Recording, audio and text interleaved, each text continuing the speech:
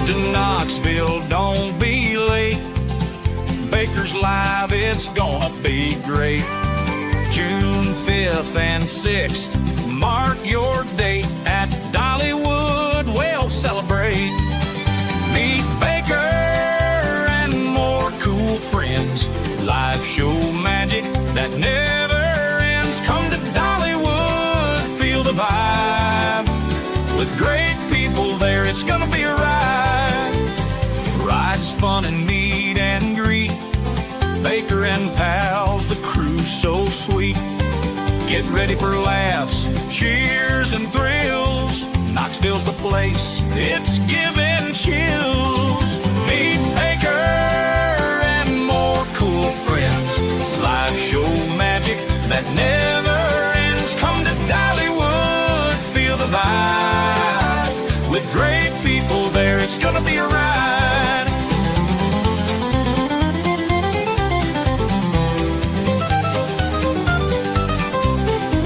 June 5th and 6th, don't miss the fun. Meet Baker and friends, it's second to none.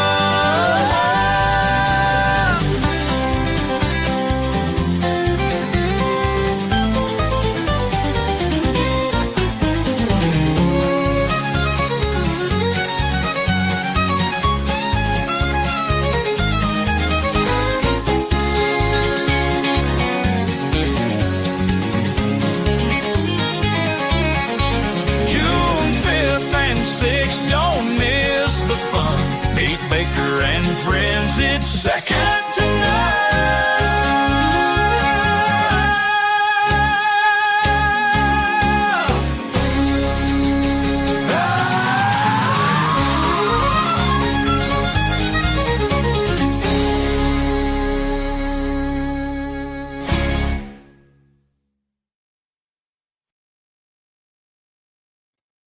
Good morning, good evening, good afternoon, and welcome to another hearing in the saga of the Karen Read case.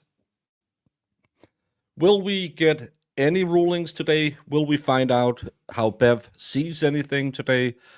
Or will it be called claw o'clock and she'll say, "You have filed written motions, I'll look at it. I won't allow it." We never know what Bev have in store for us, but with the motions outstanding right now, motion to dismiss will be denied. Motions, I did a video on this, the motions to give the defense the metadata will be denied. The motion to allow the hard ground expert, I think, will be denied. Pro Hoc Vice for Betero, I think, will be allowed. Motion to amend the schedule, I think, will be allowed, but she will do whatever she can to start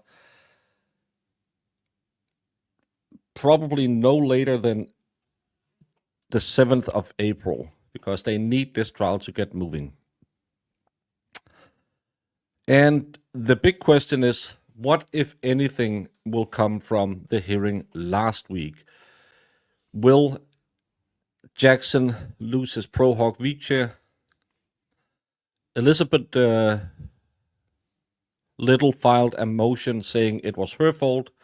All of it was her fault. She was the one who did all the communication. So I still think she'll try and kick him, but it'll be hard. And it'll end up in an appeal based on the 6th and the 14th, no, the 6th Amendment, right to choose your own counsel. So I think she will give them a stern talking to. She won't mention that the Commonwealth keep dropping new evidence, keep lying about when they obtained evidence, because again, if you watched my video earlier, the retired trooper, whatever his name, I butchered it so many times, said, I had it on a detective drive. So if it was on a detective drive and not on his personal iCloud, that meant it was in the possession of the Commonwealth, which, in my opinion, would make it a Rule 14/Brady violation. But she will just say, well, you have it now. It's a second trial. And talking about having it now, welcome, Valhalla. What's up, buddy? How's everybody doing today? Well, I'm glad now that you're here. You feel better? A warm and fuzzy, maybe? What do you think will come from today? Do you think we're going to get a full day, or is it going to be claw o'clock and then she's going to call it? Oh, I don't even think it'll last that long. I think she's going to do what she always does. She's going to hear the motions, most of them anyway, and then she's going to go back to her chambers and not rule out anything. Yeah, and it's annoying that we can't get on with this case and that we have to have all of these hearings when she could just do it instead of all of this crabiola she's running with. That well, you have to file this motion. You have to file this motion, and yeah. she never ever rules on anything ever. It's just, I think she's got to be told what to do later, in my humble opinion, not based on any fact, just personal feelings and observations. I don't know. I think she has to ask somebody because she seems so unprepared every time. She can't remember her old ruling. She can't remember what was said at the last hearing. She's constantly, I'll allow it. She's running out of time if she wants to start on time.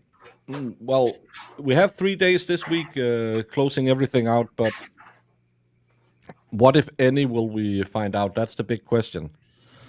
Bev's going to let Hanky Panky talk, then she's going to call 27 breaks, then break for the day because she has to read over something. Probably, yes. I think the blame for all the goings on the morning of January...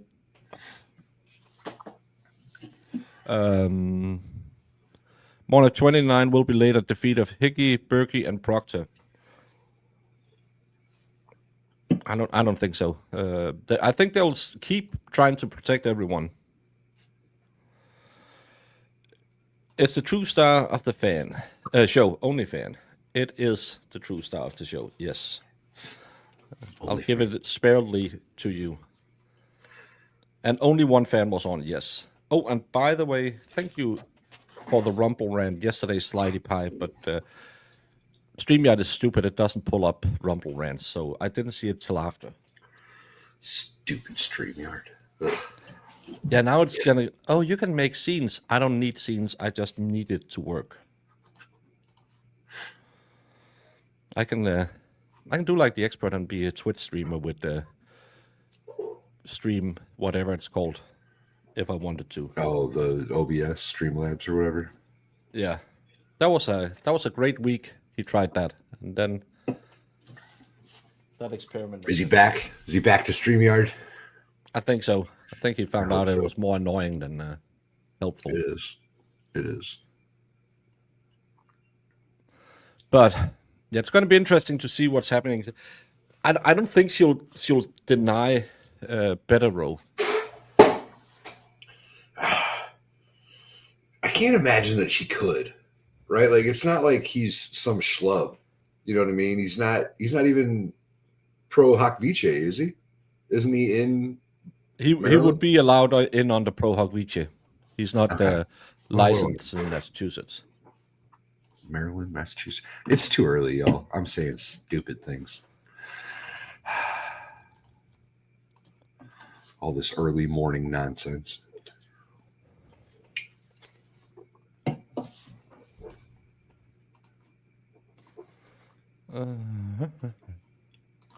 I'm upside down in sleep and am cranky. I load this case so much. I'm an ex-prosecutor. I would have never tried this case. The funny thing is, right now you have two lawyers who is talking pro-state. One of them is a TikToker who all of a sudden, well, just went full ham on being anti-Karen Reed. And then there's another guy. I just seen him on Twitch. I never looked at his show, but we know that Emily, lawyer, brother counsel we had on the other day, are pretty much fence riding until they have seen what is in it before they kind of get they take a stand on it, and everyone is yelling and screaming at how the state is running this case.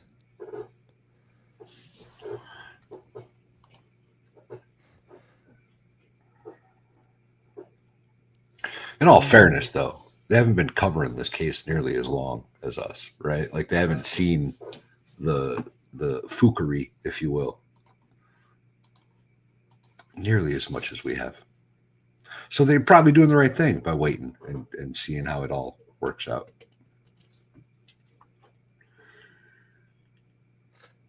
Well, they should have. At this point, it's a year old since we started. That's true. I'm just giving them the benefit of the doubt. Yeah, and I'm not saying that it's anything wrong to wait for the evidence. That's the right thing to do, because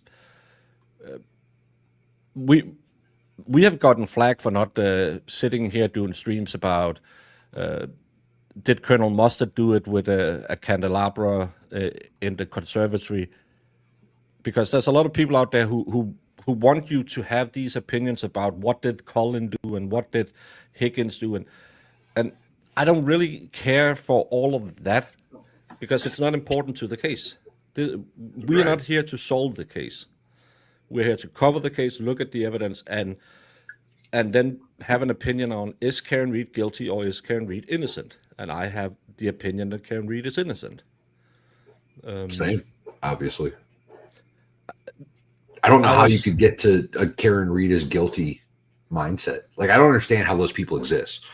I don't understand how after ARCA says that it's physically impossible, you could still be like, oh, she must have hit him.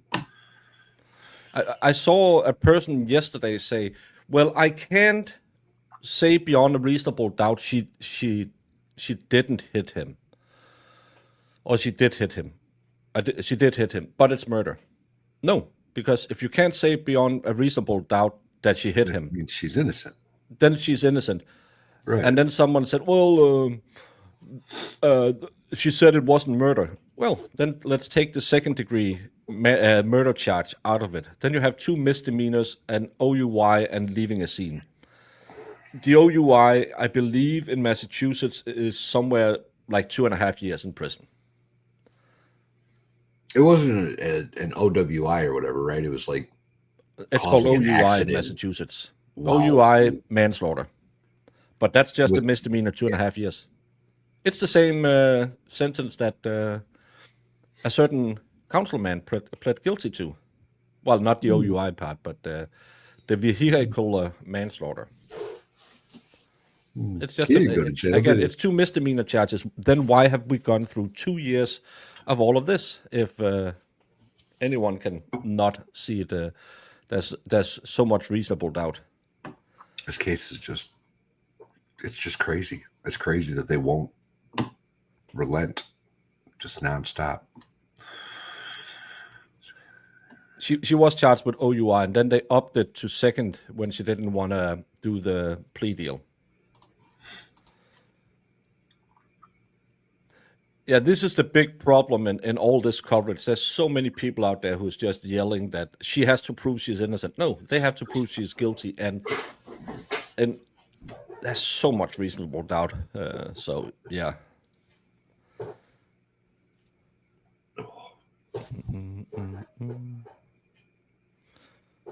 I didn't follow the first trial closely, but saw the injury photos a few days ago and cannot see anything but dog attack injuries personally.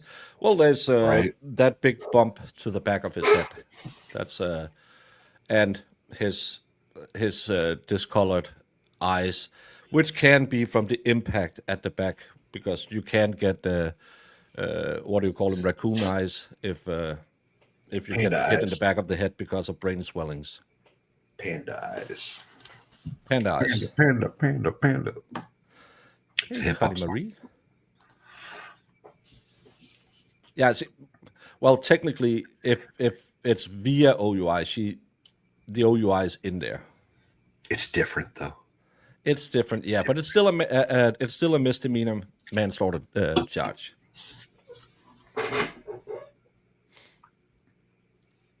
Why are all of you complaining about time differences? It's not that hard.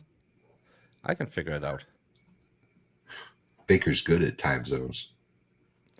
Well, I'm better than Brandy. What? Interesting how She made Bev it on waits. time. She was almost late. Interesting how Bev waits to rule on motions but declare a mistrial and quickly dismiss the jury without a poll. No. What she did is technically right. Because when you read the Turi Rodriguez motion, you tell them, or it's the Turi Rodriguez motion say, when this is read, you will not send them back again. This is the last reading. You don't poll the jury. You could do it, but you don't have to. The Turi Rodriguez motion clearly states this is the last time you will send them back to deliberate. So, did she pull a fast one on the defense on that one? I think so. I think they weren't ready for her dismissing the jury that fast. But technically, according to the Turi Rodriguez ruling, it's by the book. There's nothing there. That's why they didn't get it through at the SJC, because they also said, well, she read the Turi Rodriguez. And that clearly states, you read this, send them back one more time, and then you never send them back again. So you can argue that she should have done A, B, and C, but on the face of it, she was within her right to do what she did. The problem is that a reasonable judge probably would have done something else, but if you expect reasonable judging from Bev after 2 years of this, you are a fool. It's not Bev who's the fool, because she's shown you all the way through how Bev is. She's biased. Change. Yeah, she's not gonna. A tiger doesn't change its stripes. The jurors that spoke up said that's why they were hung on number 2. If they had had option of just a straight OUI charge, it would have been not guilty on number 2 and guilty on OUI as a standalone. Yeah, but again, why go through this circus to only get an OUI? How much is an OUI? Is it a monetary fine? Maybe. I can't see it being much. No, it might be.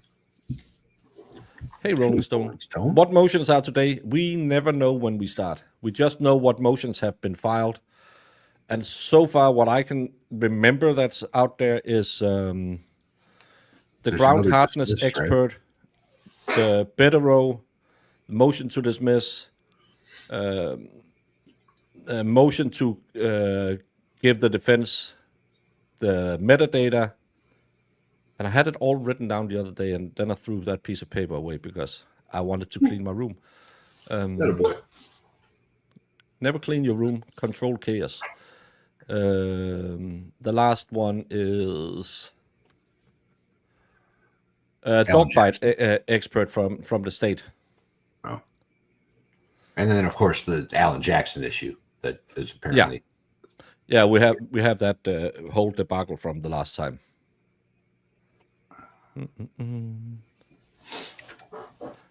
Do folks think that today put the recent shenanigans behind us and move on to the next, of course? Or will things keep dragging out? It's almost time for trial. I think it'll drag on because, again, the day after the last hearing, Brennan gave the defense new evidence and a chain of custody report that was filed or that was finished 2 days before. The same thing that he argued was a Rule 14 in violation of Rule 14 when Alan Jackson didn't turn over the email he got at 2:30 from the ARCA expert that testified the next morning at 9 o'clock. I know that was during the trial, and you probably should be faster, blah, blah, blah. But again, if it's good for the goose, it's good for the gander. So if he's claiming Rule 14 Rule 14 breaks all the time, he should be held in sanctions for constantly breaking. He swore to the judge twice that he has turned over everything. And then, oh my God, I just found another video.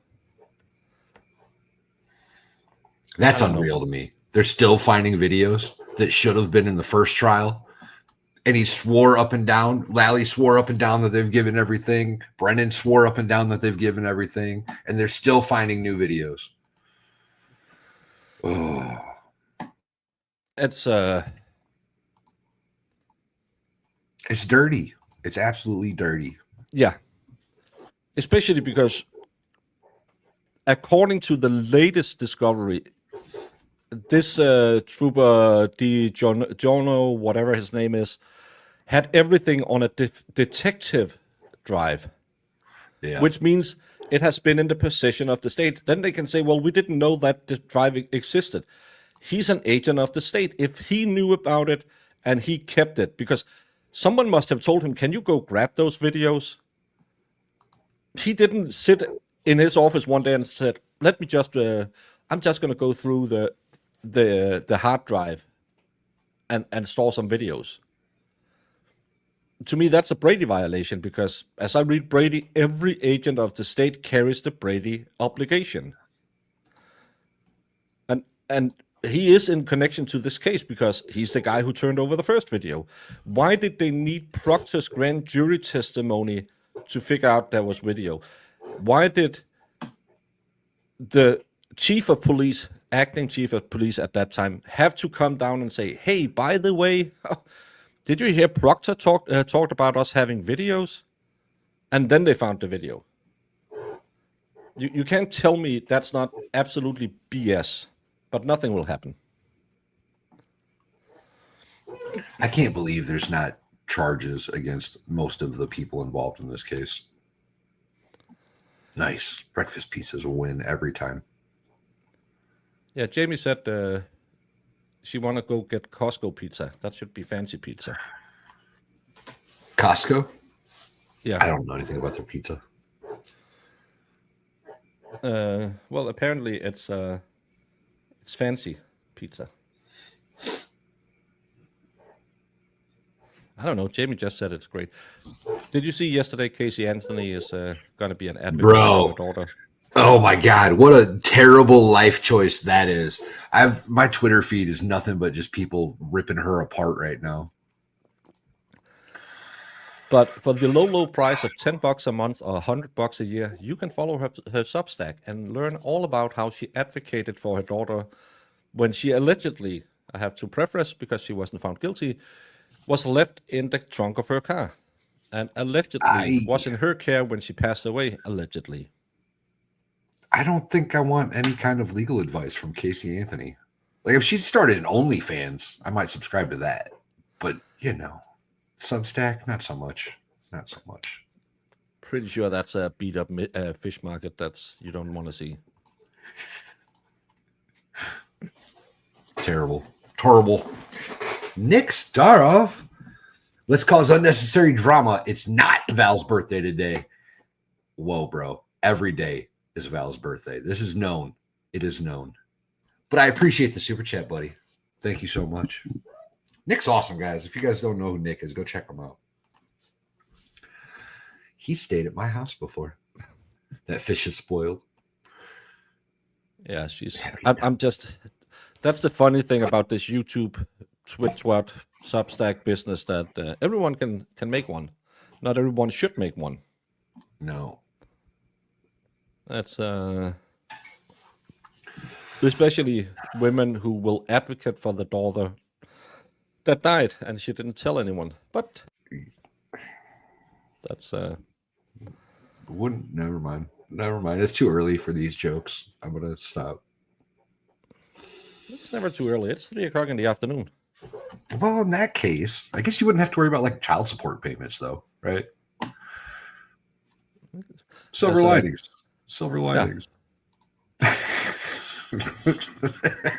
That's terrible. Oh, that's so bad.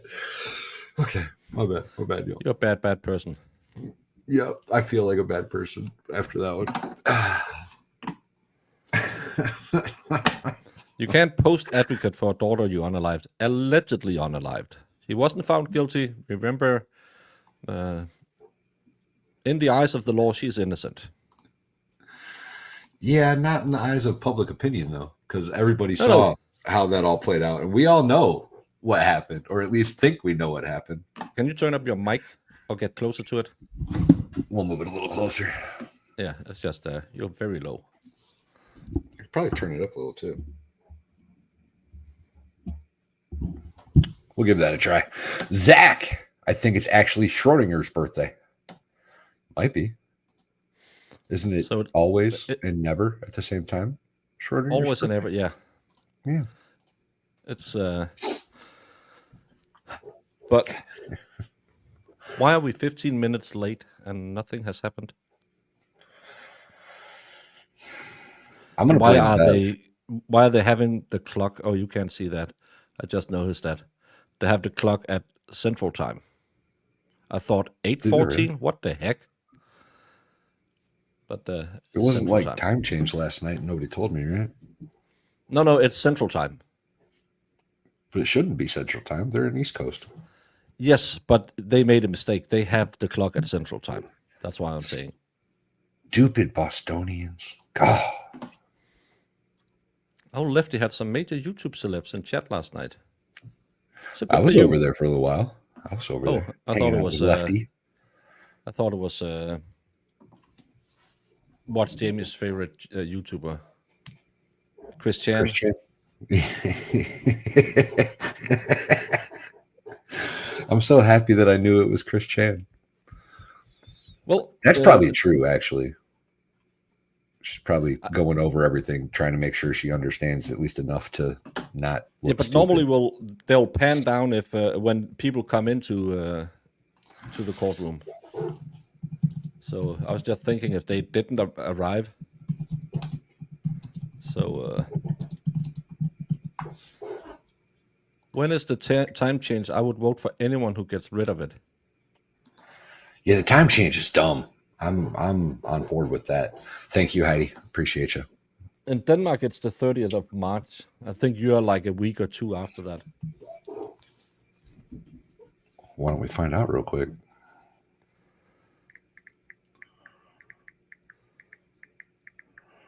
Uh, 2025. You know, Jamie is a big Chris March Chan 9th. fan. Oh, 29th? yeah. Jamie's, no, the 9th. Sunday, March 9th. Oh, so you're We're gonna ahead be, of you. Oh, so you're only going to be 5 hours ahead of me for 2 weeks. Woohoo! I can get more sleep. Yeah, that'll be Less good for sleep. you. I can get to bed earlier. Wait, yeah, that's like soon. Yeah, that's next week. Like this, it's like 5 days. No, it's Sunday. Yeah, it's Sunday. Yeah. Dang. Oh, I good thing need I to said figure that something. We out. all would have been screwed. Yeah, and it's the night see it. between Saturday and Sunday. I'm looking and trying to get a panel show going on Sundays. I have to have everything, all the eggs checked and the chickens roosted or whatever. Oh, yeah, we Before that, lose an hour because of sleep on this one, too. This is the I'm bad not one. I'm not going to do a brandy and let people hang and say, "Oh, I didn't know you changed time zones." And I have to figure out if the guests know it's a time zone change. You don't change time zones in Arizona. There's a good reason, because you don't need to change the time zone in the dome. It's always the same time. Arizona isn't real. Arizona's real. Tomorrow is federal court. So tomorrow it's set to go at 2 a.m. 2 p.m. Sorry, 2 p.m. So it'll be a late day tomorrow. But it's good because I have a meeting at 1. So I should be back for 2. for tomorrow. having a good It's not day. like, well, they're not gonna. We don't get to watch it though. It's federal stuff, so that'll be. No, all- but they are going back to Bev's courtroom at 2. That's right. That's right. 9 o'clock Forgot about in federal. Yeah, Bettero posted on Twitter about it today, I think, or at least I saw it today. What are you doing, puppy? Only good thing about time change, remind me to change smoke detector batteries. Yeah, and put You're out supposed to your change garden those things? furniture. Yeah, the beep beep sound isn't supposed to be there. Mine don't do that. Mine are like hardwired. I watched a streamer covering a trial, and every 2 minutes, beep beep. there's It drove me there's insane. stereotypes with that, Baker. There's stereotypes with that. I don't know if you're aware or not. No, I was just Okay. I was just sitting watching, and then beep beep. I thought, what? Who's got? Then 2 minutes later, beep beep, and I couldn't figure out what the hell was going on. I thought maybe my computer was doing something, and then I found out, oh, they have a smoke detector that's going. So I had to stop the stream because my brain couldn't handle sitting there listening to that every 2 minutes. Yeah, there's stereotypes involved there that we're just gonna not talk about. I'll tell you off stream.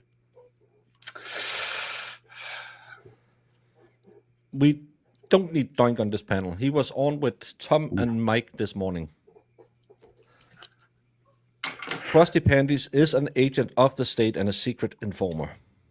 Gross. Could you imagine getting the nickname Krusty Panties? How rancid. Oh. Mine have batteries as backups, but they, like I don't know that I've ever had to change them. Maybe like 3 times since I've lived here. I need headphones. I have headphones in. Justice of the Norfolk Superior Court in the Fully County of Norfolk. Draw near, raise your attendance, you shall be heard. God save the Commonwealth of Massachusetts. This court is now open. You may be seated. Move the camera. I'm gonna go grab another monster. Good morning, Mayor Robert Goffin, for Commonwealth. Good morning, Mr. Gluckman. Good morning, Mr. Lally. Good morning, Your Honor. Hank Brennan for the Commonwealth. Good morning, Mr. Brennan. Good morning, Your Honor. Al Jackson, the street. Good morning, Mr. Jackson. Good morning, Your Honor. Elizabeth Little, also on behalf of Ms. Reed. Good morning, Mr. Lally. Morning, Your Honor. Robert Alessi for Ms. Reed. Good morning, Mr. Leslie. Good morning, Your Honor. David Kennedy for Karen. Good morning, Mr. Nettie. Good morning, Ms. Reed. All right, so we've got a few things to cover today. I've got a couple of questions to finish off about the defense position on the opposition to excluding the ARPA witnesses. Then we'll go on to defendant's motion to exclude Mr. Crosby, Dr. Crosby, and then we'll go on to the defendant's motion to exclude Robert Gilman. I know they're both under dogger grounds, and we'll hear about that. And the Commonwealth's motion for sanctions. And we have newly filed a motion to amend the scheduling order so that we don't hear the motion to dismiss today, and in opposition to that, and a motion to reconsider part of my prior ruling regarding the tapes at the Canton Police Station video. So that's the order that makes sense to me to finish up what we already had scheduled last week. People will hear anything else. So the questions that I have. Before we start, so I want it to be very clear, counsel knows this. There has been some attempt at distinction between defense counsel. Mr. Yannetti wasn't on the emails. Ms. Little wrote the pleadings that everyone signed. Mr. Alessi's late to the game here. But you all know that when one of you speaks, you speak for the entirety of the defense team. Just remember that, and then look at Hank Brennan after and say, when any effing police officer find a effing piece of evidence, Hank Brennan knows about it, because now she's going to attack them and say, you're all guilty because Miss Little read it. The lefty lols, we want Doink. You can't have Doink, but thank you so much for the $5. When one of you act for the entirety of the defense team. And when one of you makes representations or misrepresentations, you speak for the entire defense team. You don't know that. Do you understand that, Mr. Unity? I do, Your Honor. Mr. Jackson? Of course. Ms. Little? Yes. And Mr. Alessi? Yes, Your Honor. So, each attorney is legally accountable for the actions and statements of the entire team. So, now the questions that I have, Mr. Alessi, that you said were welcome questions, and I appreciate that. So I wanted to talk a little about that pause email that you called. Could you stand, please, because I am over Yes, I was going to go to the podium. Sure, go ahead to podium. Thank you. I didn't want to stand where you were talking. You could stand. All right, so the pause email is you call it. So first of all, we have that Wednesday, March 20th, 2024, 10:49 a.m. The pause email is what the ARCA said. Because of the US AG, we put it on a pause. Swore F1 because F, I'm already peed. Yeah. Email from Mr. Jackson. Dear Dr. Wolf, thank you so much for taking the time to get on the phone with me this morning. Pursuant to our conversation, please feel free to forward an engagement letter to this email address. You'll get that countersigned and returned to you forthwith, along with your retainer as required. Also, if you could attach a copy of your, Dr. Rentschler's, and Mr. Klein's CVs, I would appreciate it. I look forward to speaking to you and your team soon as we iron out the logistics for your participation in the trial. Thank you again, AJ. And then, as you pointed out, 2 days later, an email from Daniel Wolf to Mr. Jackson regarding Reed engagement, and that's the title of the other one. Subsequent to our conversation on Wednesday, the U.S. District Attorney's Office has asked that we pause on any further conversation until we receive additional information from their office regarding our involvement moving forward. I will provide you an update when I have it. Thanks, Dan. You called that a pause email, but when I was looking through my notes, what you said was, based on that pause email, I infer that there was no further discussion between ARCA and Mr. Jackson regarding compensation and retainer, and then out of the blue, the bill arrives. So my question to you is, are you inferring, or do you know that to be fact, that there was no conversation, emails, texts, letters, phone calls? Do you know that to be fact, or is that what you are inferring, as you said? I am inferring, Your Honor, I do not know that as a fact. Okay. So now my next question is regarding the invoice and the payment or fact of payment. So the invoice was provided on February 13th, 2025, provided to the Commonwealth. The bill itself was paid on July 25th, 2024. Why wasn't the record of payment produced at the same time?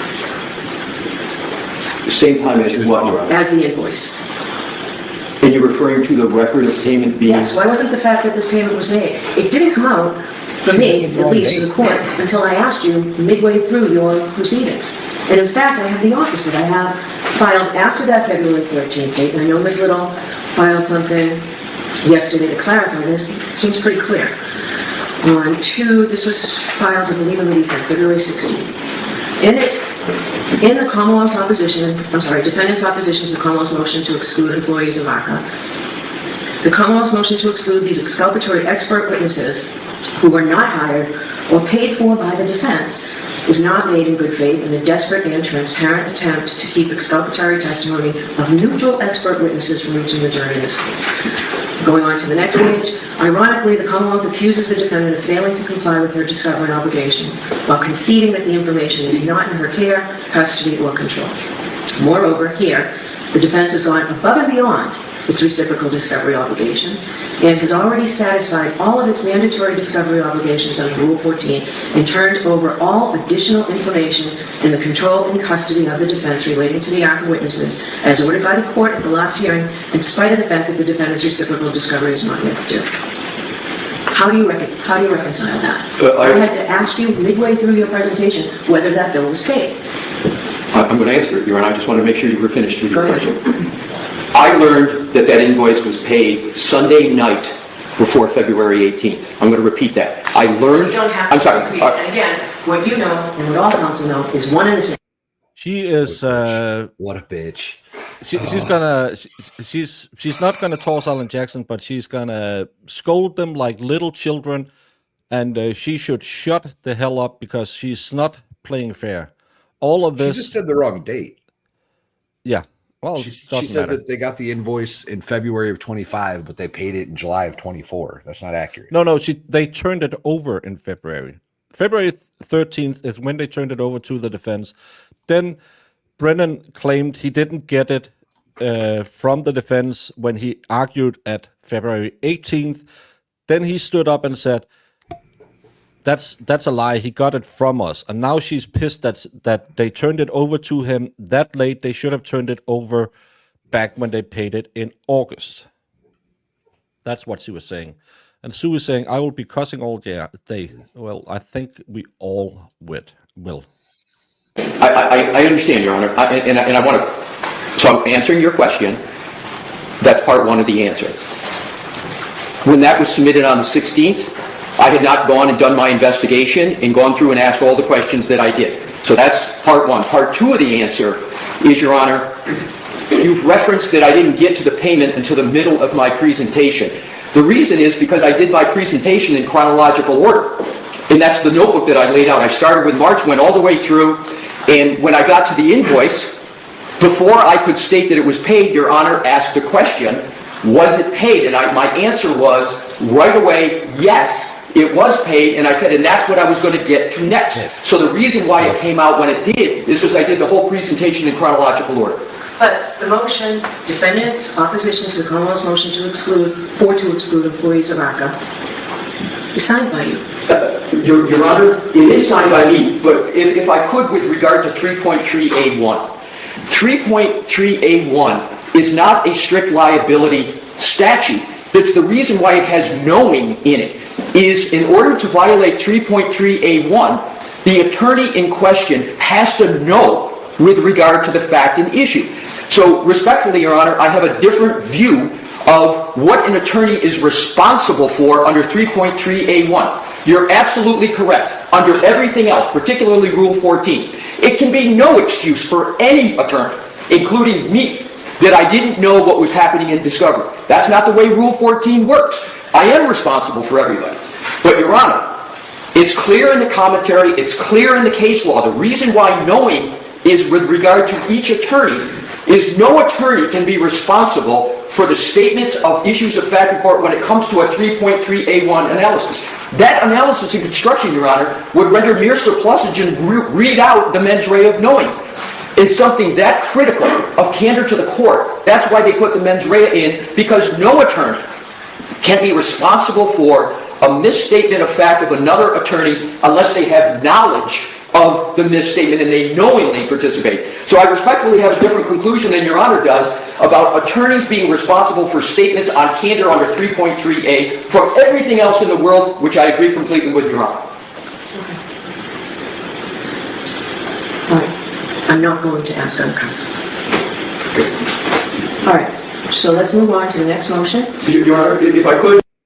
What's it? Did she say? What'd she say? I'm not going to ask what? From everything else in the world, which I agree completely with Your Honor. All right. I'm not going to ask other counsel. I'm not going to ask that of counsel. Something along those lines. That makes no sense. Ask that counsel. I'm not going to ask that counsel. I don't know. Maybe another swear jar. Thank you, Irish, for stupid judges. I'm not going to ask an other counsel. Could be, yeah. I'm not going to ask that of counsel. I don't know. Something along those lines. Yeah. All right. So let's move on to the next motion. Your Honor, if I could. If she asked, why didn't you tell me that the bill was paid? And he said, because I was going in chronological order and you stopped me before I got to the part where we paid the bill. Yeah, but why didn't you disclose that you knew it? And he said, according to Rule 30308, I can make misstatements if I wasn't aware that other lawyers have made a statement that I wasn't aware was unfactual. And she said, I'm not going to ask other counsel. The tabs that I had, I marked them as exhibits. I didn't do that last time. And a white book? The web, and I had marked, Mr. Brennan has agreed to them going, may I just offer them in at this time? They're all marked. There are two. Your Honors, February 6th was exhibit 1, so I picked off on 2 and worked it out before. What would you like me to do with these, Your Honor? You can hand them to the court officer, who will hand them to... Well, there you are. Thank you. Thank you, Your Honor. Have you concluded what you... Yes, but let's get this. Okay.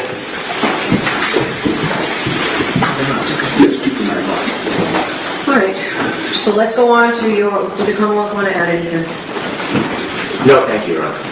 All right, so let's go on, I don't have the Jim, 499. So the motion of the defendant to exclude the testimony of the Commonwealth's witness, James Crosby. And I've read it 2 weeks ago when it came in, Mr. Leslie. I'll hear you on your motion. Thank you, Your Honor. I'm just getting myself reoriented back to it. Thank you.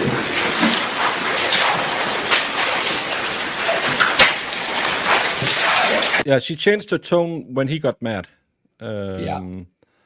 Because, again, she has this weird energy cycle. She comes in, she's hot, she's bothered, and then she starts arguing, and it's kind of like she has a prepared, I'm going to scream at you statement, and when she has to think on her feet, she's just like, I'll go back to my room and drink a White Claw, and then I'm going to rule against it later.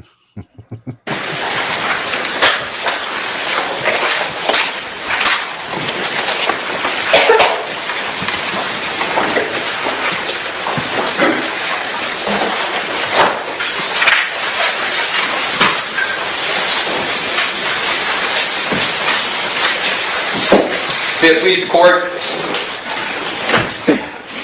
The entire proposed testimony of Dr. Crosby should be excluded because he is plainly not qualified to render the opinions that he is trying to render, and his methodology not only is not reliable, but it's not even documented. Your Honor well knows the inquiry under Dalbert Lanigan, so I won't go through Rentala and the rest. Your Honor's heard it many times before. Under the qualifications prong, the crucial inquiry, Your Honor set the standard for the subject matter of his testimony. And what is the subject matter of his testimony? The subject matter of his proposed testimony is the medical cause of the injuries and wounds to the right arm of the decedent. I'm going to get into how Dr. Crosby tries to camouflage to avoid the impact of the standard Your Honor established. But that is clearly what he is trying to do. Crosby is the Cesar Millan guy, the guy who can tell you how to raise your dog, but he will also tell you that it's not a dog bite on John O'Keefe's arm. If she rules in any other way, then he is not allowed to testify about the dog bites because he's not a medical doctor. She have then gone against what she said with Dr. Russell in the first trial. So that is why he's going to say to her, you have to exclude him because you made the rules. Only medical experts can talk about injuries. And I cite to NDAO 1377, NDAO 1382, because that is where he renders his opinions. For example, he says, this is a preliminary response to your request for my professional expert opinion regarding injuries and defects to the right arm of decedent John O'Keefe.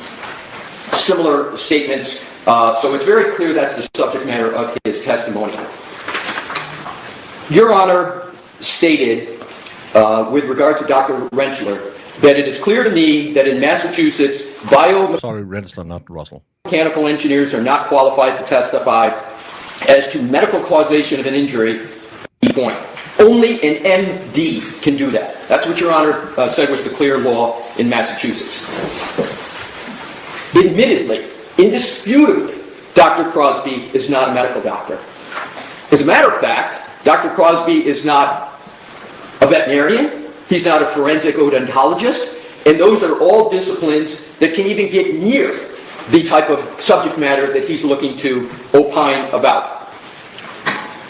He tries to dodge that very impactful standard that Your Honor established by saying, well, you know, this case is not about the treatment of the decedent. It's not a case about the treatment of the wounds on the right arm, and yeah, you have to be a medical doctor to treat, but that's not what the issue is, so I'm okay. It is a total straw man argument. He's creating this treatment. Nobody ever said the way that the issue is treatment. Dr. Russell never said treatment. Dr. Crosby made it up. So he creates this straw man to try to avoid the medical causation opinion that he is given, and I think that's a clear indication that he is very, very sensitive to the issue that he's not a medical doctor. With regard to his area of expertise, it can't be more obvious than his own proclamations. He says the name of his consulting group is Canine Aggression. His purported title is Certified Behavior Consultant. So he himself dubs himself with regard to canine behavior. And that is what he is expert in. And of course, there's no issue whatsoever in this case about canine behavior. And more importantly, his own report doesn't discuss canine behavior at all. So in conclusion, on the qualifications prong, Your Honor, based upon Your Honor's standard, he's not a medical doctor. He's therefore not qualified to opine on the cause of the wounds to the decedent's right arm. The court need go no further than the qualifications prong to exclude all of his testimony, because all of his report is regarding the cause of the wounds to the decedent's right arm. And it almost is common sense that when someone is trying to opine on the cause, the medical cause of injury, that if you're not a doctor, with regard to the issue, that you're not qualified. So now let's go to the methodology of Dr. Crosby. His methodology is essentially, he took measurements of one dog, a dog named Chloe, that it purports to be Chloe. He didn't document that it was. There's no documentation of that. But let's assume, hypothetically, it is this dog Chloe. So what does he do? He takes measurements. This is what he did first, and I'm going to get to what he's just recently submitted. So what does he do? He takes measurements, anesthetizes the dog, takes measurements of the teeth, and then he takes those measurements and he tries to apply them to photographs of the decedent's right arm. And he basically says in his methodology, I am measuring the distance between the canines, I'm taking other measurements of the dog's dentition, and then I'm going to compare them to the decedent's right arm in a photograph, and I am going to opine that the measurements of the dentition don't match up with the measurements and distance of the wounds on the right arm. Therefore, this is totally against what forensic odontology, which is just a field of testimony, just like tool markings. But this is totally against it because it clearly states that you can't do that. You have to have the dog, the arm, and try them together. You can't just do measurements because... You mean to tell me that if I go to the pound and find a dog in there named Chloe and measure her teeth, that it's not going to prove that the dog 3 years ago bit this thing? That's not how this works, Baker? It depends on if you have a photo or not a photo. or this dog couldn't have caused these injuries, and therefore these wounds are not caused by a dog, and this dog, so he says not only not Chloe, but no dog. Then he goes even further and he says, and I believe the cause is some sharp object. So now we have him going even beyond a dog, and he's claiming that it was caused by a sharp object. It just goes to show you how far he is afield of what he is doing. So he's not a medical doctor, so he's now performing essentially another diagnosis of the wounds to a human. He provides zero evidence of any experience in determining whether a wound on a human is caused by a dog or a sharp object. And his methodology, Your Honor, is remarkable for several other reasons. First, he uses a hospital wristband to take his measurements because the photographs of the autopsy didn't have the ADFO ruler in them. So he tries to use the wristband as a surrogate for his measurements. He provides no support whatsoever for using that surrogate. And what do I mean by support, Your Honor? For an expert to justify a methodology, they've got two ways to do it. The most prominent and common is that the methodology is generally accepted in the relevant scientific or medical field. He provides zero, and I mean zero, words to tether his methodology to a commonly accepted practice, meaning his methodology that he used, he doesn't show any support for that at all, let alone it's commonly accepted. He doesn't cite to one study, he doesn't cite to one scientific publication that says this is a permissible way to determine whether a bite is from a dog. So the burden, as Your Honor knows, is on the Commonwealth to establish the methodology. And I note, Your Honor, that the Commonwealth, in its first response, states in the third paragraph, Dr. Crosby engaged in recognized methodology to study the abrasions on John O'Keefe's arm. What recognized methodology? Where is it? It's not in his report, and it's not even in the opposition. So they try to brush over with a conclusory statement, Dr. Crosby engaged in recognized methodology, when it's nowhere in their opposition. Where's the recognition for it? That dooms completely their second prong of Daubert. Then what they say about methodology in the same paragraph, they say the methodology employed was based on facts, science, and study. What do they cite to? They cite back to Exhibit 1, which is his report, which has not one footnote, not one reference in his report to support it. So the statement the methodology employed was based on fact, science, and study is a bald conclusion with no support at all. And this was the opportunity for the Commonwealth.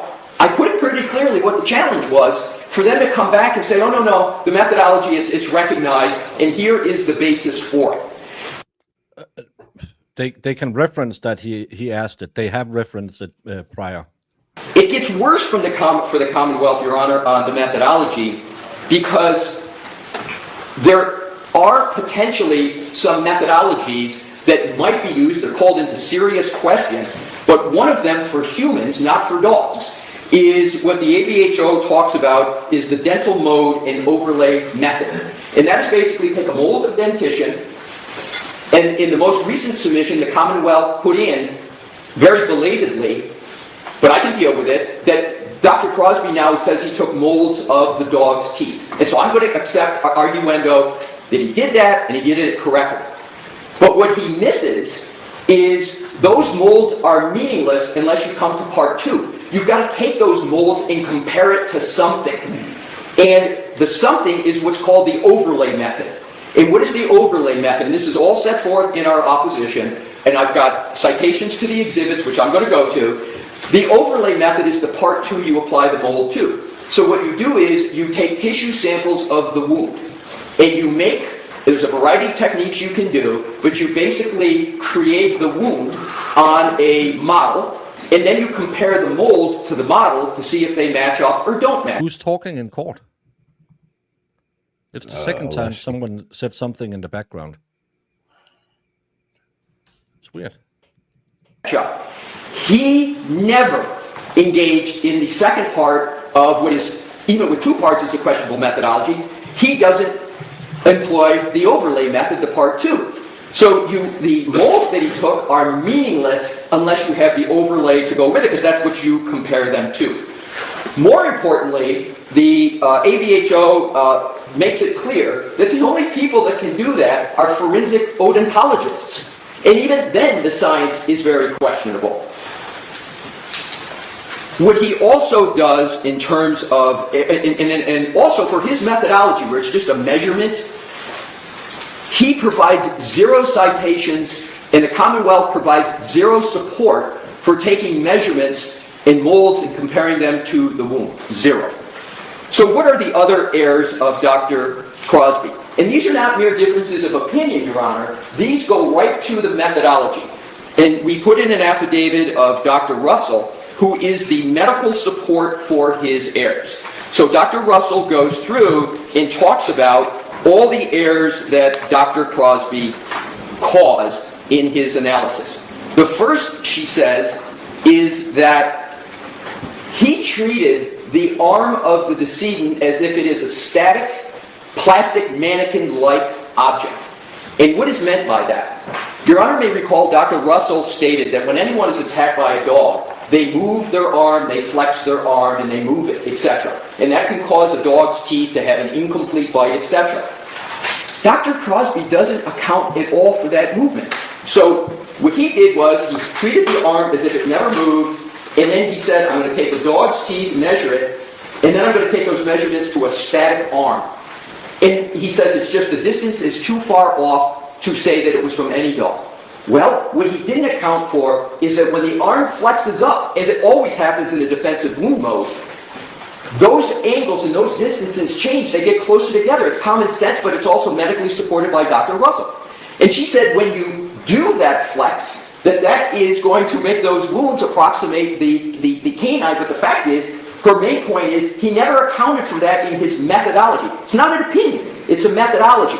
So, and again, if he were to cite to a study that would say, no, it's okay to just treat it illogically as a static object, he might have some support. But he doesn't, and there is nothing in the literature because nobody believes that's at all realistic in a dog attack. So that's her first criticism of him. She also states that the photos that he used, there's no documentation of who took them, how they took them, and we all know in forensic photography, those people who take those photographs have to be trained, they have to give a fair and accurate depiction, and you can look at one of the key photos, it's blurred. So it's obvious that there's a problem with one of the photos.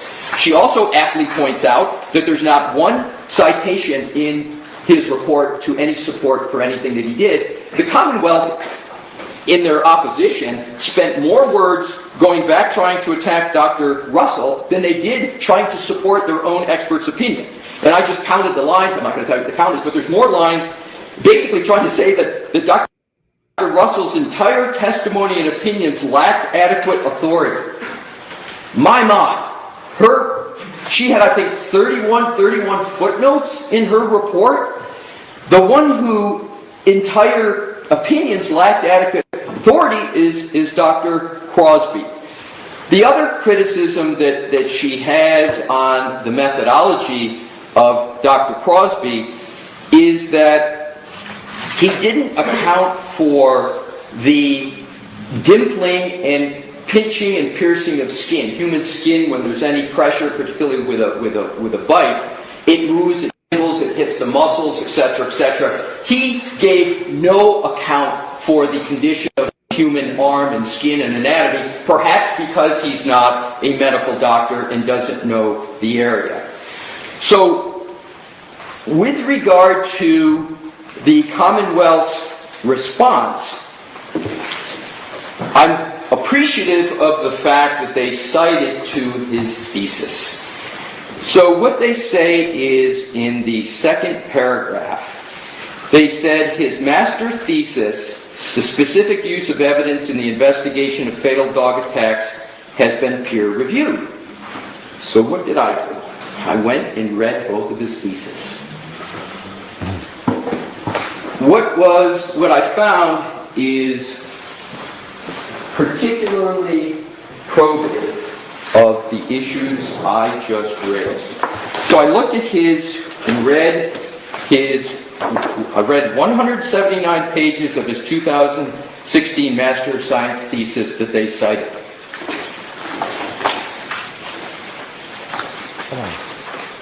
In it, he talks about, Don't stumble now. on page 46, defining bite mark evidence.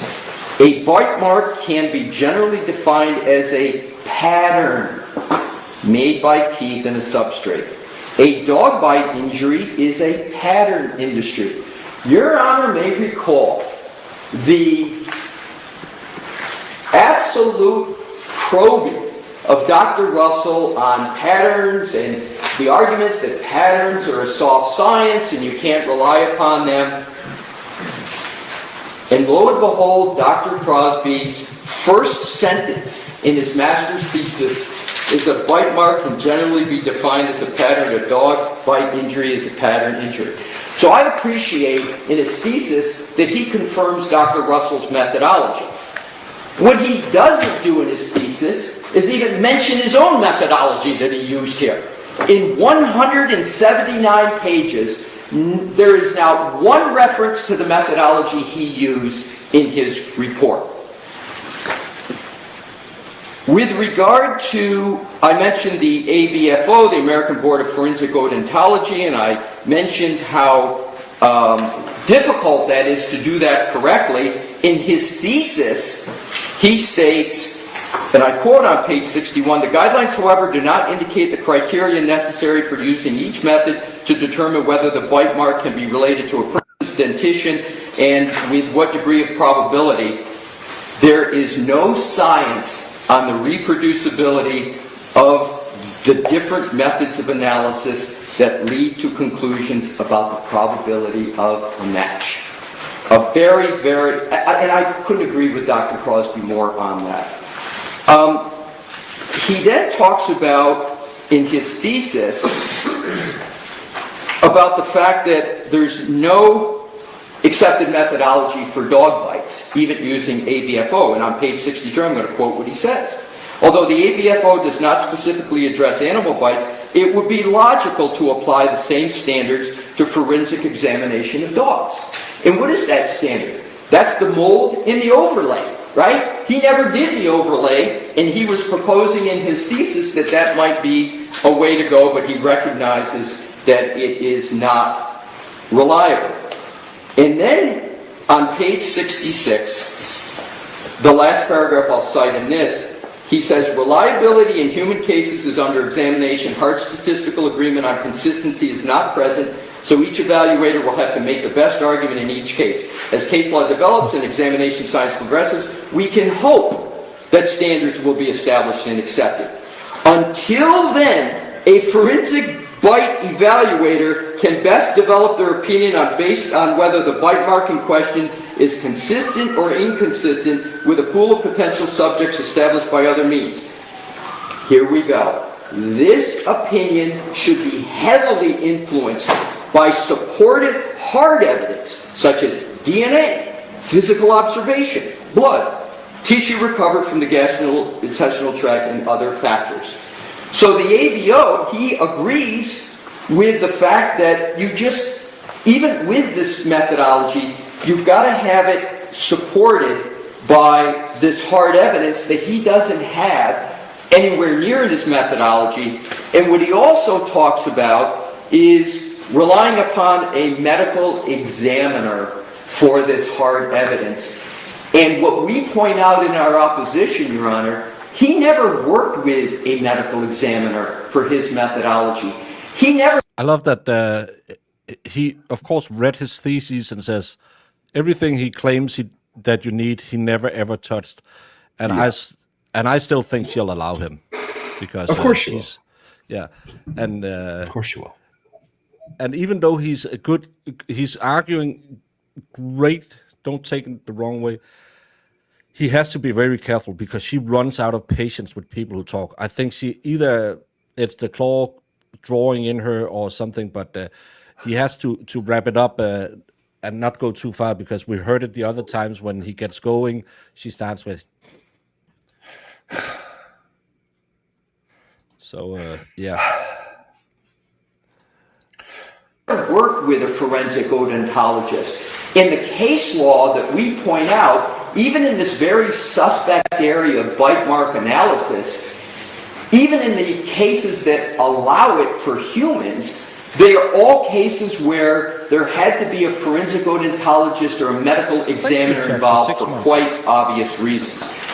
So his master's thesis supports the methodology of Dr. Russell and provides not one mention of his methodology. So then I said, well, maybe in his PhD thesis, which is more recent, 2023, maybe in that thesis that the Commonwealth did not cite. So I went and read 143 pages of that, and there is zero mention of his methodology, and that was just 2 years ago. So what does he say? In his whole thesis is entitled Dog Bite Related Human Fatalities, a Scientific Study. So it's really about fatalities, and here it's undisputed that the decedent, his death wasn't caused by a dog. It's a dog attack, but that was not the cause of death. And his whole thesis is about the problem statement. He defines his thesis on page 18. One of the problems is the lack of standardization of methods in reporting. Lack of standardization manifests in several ways. So basically what he did in his thesis is he went through and talked all about when there's fatalities, there's ways, and he creates a classification system on page 63. But his classification is on behavior. Second sentence, page 63. Classifying dog bites. This provided the opportunity to develop a protocol for classifying the incident from the dog's likely perspective based on its behavior. That's his thesis. It's got nothing to do with, is this wound caused by a dog bite? And so, on the point of needing a medical examiner, needing someone like a forensic pathologist to be involved, he agrees. Page 125 of his PhD thesis, first full paragraph. Where possible, medical examiners or other examining experts should document the location, extent of wounds, and try to determine which wounds may have been antemortem, perimortem, postmortem. This may require histological analysis by a forensic pathologist. So he mentions what medical examiners should do, what a forensic pathologist should do. He doesn't even begin to suggest that he should do it or that he is even qualified to do it. So in sum, Your Honor, with regard to Dr. Crosby, whose degree is in veterinary science, I don't know what that is. Dr. Russell doesn't know what that is. It's certainly not a veterinarian, although if one reads it quickly, one might think that's what it issued. He's not. He was a police officer for 22 years. And even then, he wasn't like a canine police officer. He had an interest in them then. And it wasn't until he retired that he became active in dog behavior and how dogs behave, if they're aggressive, etc., etc. So why is it, Your Honor, that we respectfully submit that he cannot testify with regard to the subject matter of his report, which is the medical cause of the wounds on the decedent's right arm? He's not a medical doctor. He's not a forensic odontologist. He's not a veterinarian. He has none of the qualifications to do that, and he surely doesn't have any qualifications to say it wasn't a dog, but it's a sharp object. And then with regard to his methodology, he doesn't document at all how that methodology is generally accepted. He doesn't even, nor does the Commonwealth even talk about the non-exclusive Daubert factors and how they might satisfy that alternative. And lastly, when he speaks and writes a master's thesis and a PhD thesis of just 2 years ago, he doesn't even mention the methodology that he used. So, Your Honor, in Your Honor's opinion about Dr. Russell, stated that it was a close call for Dr. Russell in her ability to testify. If it was a close, no, not if, since it was a close call for Your Honor, I believe it is as distant a call as possibly could be made with Dr. Crosby. So I respectfully request that he be excluded. There's no need for a Daubert hearing. It's plain on the papers, and it's not something that is curable. The Commonwealth tried to submit very recently a mold. Interestingly, they never tried to document the methodology, tether it to study, show that it was recognized. They've now had 2 tries at it, and they haven't come close, and I'd urge the court to reject it. A jury should not have to hear from a dog behavioralist on what was the cause of the wounds to the right arm of the decedent. All right, thank you very much. 100% right. Mr. Brennan, before you begin, Dr. Crosby is not going to testify that this injury appeared to have been caused by some sharp object, is he? Are you planning on bringing that in? I wouldn't ask him to do that, no. Okay. All right, so I'm hearing a motion. Yeah? Sure, yes.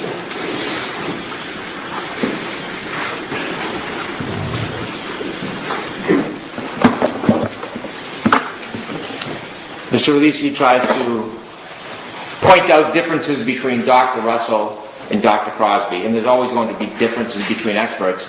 One difference is that Dr. Crosby has actually testified in state and federal courts regarding dog bites before, where Dr. Russell never had before this case. And Why does that matter? In preparation for Dr. Russell, we provided not only a CV, a history of his education, but also an actual report. An actual report of what Dr. Crosby did, the methodology explaining his analysis, his examination of Chloe, and his testing. And that was provided to the defense prior to any testimony that he will have on the stand. When we look at the summary that's provided, Dr. Crosby has testified in numerous cases before. So those courts seem to disagree with Mr. Alisi's opinion. Did he testify to dog bite tool marks, or did he testify about dog behavior? Because I think we looked at some of them, and he has testified a lot, but I think this is the first time he's to testify about this is the dog that did something. And he probably testified in their own case against him when he let someone unalive a pet pig that the shelter he got... They took a pet pig home and roasted it. That's why he lost the job in dog animal services. So the problem with bite marks, y'all, is the skin doesn't hold the bite mark perfectly, right? Your skin is very elastic. It moves around. It's not going to give it a perfect impression. That's why they don't use bite marks in court anymore. They've exonerated something like 24 people that were convicted due to bite marks. They've exonerated like 24 people in the last however many years because it's a garbage science. So this guy using molds to try to claim that that's not possibly the dog, it's just garbage, and he knows it. That's what Alesi was pointing out in his PhD thesis and his other writings. That's exactly what he's saying. You can't use what he's trying to use now in this case accurately. It just doesn't work. This is ridiculous. And again, she ruled only medical professionals can talk about injuries to humans. And someone sent me 5 corner kisses to the swear jar. Nice. Thank you so much. In addition, Dr. Crosby set out in his package numerous different journals and publications that he relied upon in this case. There are a number of publications, I won't read them all to the court, but we can see that he relied on books regarding bite mark evidence, human bites versus dog bites, forensic study of dog attacks on humans, a focus on bite mark analysis. The list is comprehensive. Variable mechanisms of dog-related deaths, life-threatening dog attacks, a devastating combination of penetrating and blunt injuries, fatal and near-fatal animal bite injuries, on and on. These are materials that he has studied, he's familiar with. Dr. Crosby has the qualifications to testify, not simply because he's testified in state and federal courts before this case, but also because of his studies and his education. It seems as though Attorney Alisi is trying to bind the court regarding a comment of the necessity for a medical doctor. There is no requisite that an expert in this field needs to be a medical doctor. There is no cases that they provide that bind that limitation. The qualifications of Dr. Crosby are outstanding and significant. He studied at the College of Veterinary Medicine. He completed coursework in forensic animal behavior analysis, animal crime scene, bite mark analysis, veterinary forensic pathology, forensic crime scenes. He is often called to... You forget one small little caveat. She made the ruling that you need to be a doctor. It's not something someone out there claims. It's the law of this court. At least, I just don't think he ever went to. I don't think he has any idea what happened in this case before. No, he has no clue. Yeah. To go to autopsies around the country to study wounds and determine if they are bite marks, if they are dog wounds, and if they can be attributed to a particular dog. He served as acting chief. Is that in the papers? The different autopsies he has, and I can supplement the autopsies he's been to, and I can also supplement. Why isn't it already in the papers? Why do you need to supplement any of this? Remember when they said at the previous hearing, you can't have Betterow in because your affidavit isn't thorough enough. And now the affidavit, I can just supplement it.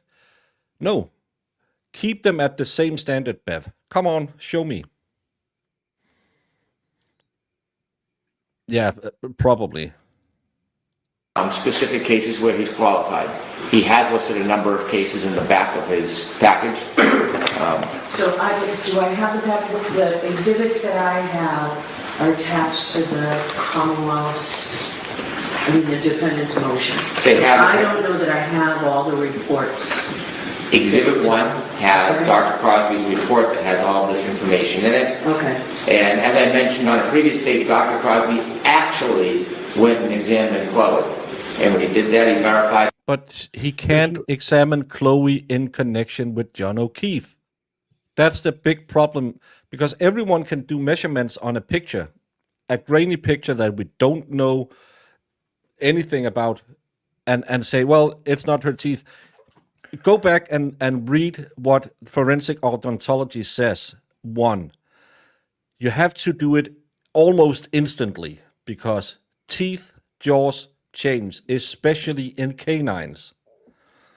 2nd, you need to have that mouth or that mouth print and that wound.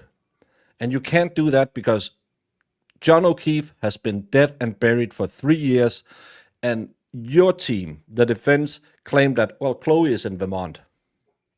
You still haven't produced Chloe. I hope they turned over the jar mold to the defense. But there's no way of even knowing that was the right dog, right? No. Like, it's been so long. Nobody knows what happened to the dog. I personally don't think the dog's with us anymore, but that's just me. Yes, O-line. Again, it's good for the goose, but not for the gander.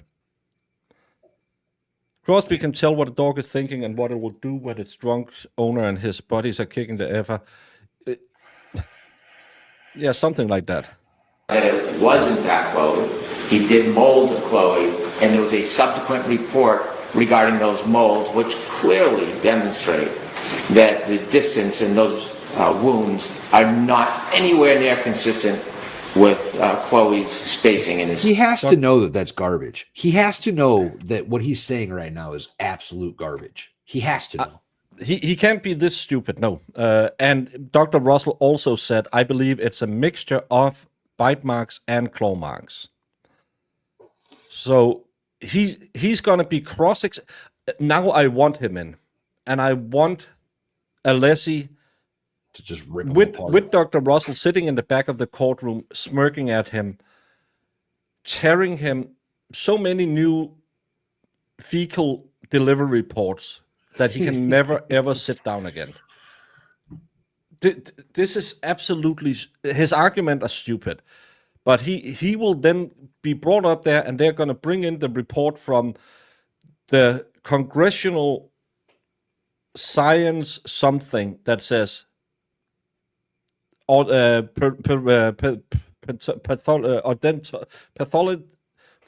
odontology is bullshit. You shouldn't use it. And they're going to bring in all the cases, as you said, where human teeth have been proven to not match anything, even though they claimed it. And they rely on things like a chipped tooth or something. And then they're going to... He's going to be... if he even wants to show up, he's more money hungry than someone else. Right. That's the other So thing, right, as is the doctor, well, I guess we've already said it, but the doctor in his thesis says that what he's trying to do right now is garbage and you can't do it. Yeah. You can't. So they're just going to read his thesis and say, okay, so this is a peer-reviewed thesis that you wrote, and you are now disagreeing with it. aside, based on what Mr. Leslie argued, the verification that it was in fact Chloe, has the Commonwealth provided that information to the defense? We have, and we can provide that as a supplement to the court, the verification of Chloe, and we can also provide to the court the bite mold analysis report of Dr. Crosby, which is not in this package. I think that's attached here. I have the photographs. That's part of the original report, but then he actually took a mold of Chloe's jaw and teeth, and Oh, yeah, then I that's asked him to internal. supplement the report regarding the mold. And I that's have been that provided to the control. defense? It has, but it's not been provided in this package, so I can provide that to the court. So I'll supplement those two different items for the court's reference. In addition to his experience, he was Chief of Animal Care Protective Services in the city of Jacksonville. He had oversight and approval of criminal investigations. He trained staff in dog bite and dangerous dog investigations. He served as the Animal Control Division Manager for Bay County, Florida from February 2008 to 2010. He has training and experience, including certifications in humane euthanasia of animals, legal restrictions of methods and reasons for euthanasia. He's investigated numerous complaints of dog bites, and dog behavior. He's published. I had shown the book to Dr. Russell when she was cross-examined. He has a number of engagements where he teaches. Dr. Crosby is well recognized in the field. He has employment in other projects. He's not well recognized in the field because his field has nothing to do with bite marks. His field has to do with aggressive dogs. This guy is just he's just taking a picture of BS and just pouring it all over the case. Other than his business, it includes a research associate, Canine Brain Project, 2023 to current. It's associated with Harvard University. Duties include the investigation and documentation of dog bite and related human fatalities. Also, Division Management Consultant for Animal Care and Protective Services, City of Jacksonville in 2016. He is a professional dog trainer, behavioral consultant. He has provided expert witness testimony in cases of dog bite, dog attack, dog-related fatalities. Now, in Dr. Crosby's report, he outlines his methodology, and you can see it is specific, it is detailed, it is consistent. So when we compare, I'll refrain from getting into too much of a comparison, when we see the actual study of dog bites, we see something different in Dr. Crosby's report. They're not unsupported claims that change from time to time. You can see that there are the pictures of Mr. O'Keefe's arm, and we can see the band in which he used to measure. You can see multiple pictures of Chloe's jaw, mouth, teeth, canines, incisors, and then you can see that he has measured the distance of all of those teeth specifically. And then in his methodology, he outlines each group of lesions, specifically lesion group 1, lesion group 2. And then he goes into an analysis of the different groups of lesions. He explains why they are wholly inconsistent with both a dog bite and any animal bite. And he also describes and explains that the distance between the wounds are totally dissimilar to Chloe's mouth. He does look, as Mr. Alisi suggested, at other support, such as DNA. And in fact, he embraces other support. In this case, there is no canine DNA, significant to Dr. Crosby because in virtually every case, he finds canine DNA. So he does look to alternative sources. And mindful, there was pig DNA found. So it wasn't as if the sample was obliterated or destroyed and there was no materials available for testing. It's just the unfortunate So there was a pig at the scene. Is Right. that what we have to believe now? How is Maybe- everybody just bypassing this pig DNA thing? Where did the pig DNA come from, y'all? I got a pretty good idea. It was from a dog treat. Pretty good idea. Call me crazy. I just love that I could turn around and look at Vegas Rick and said, surprise, they found pig DNA on a cup.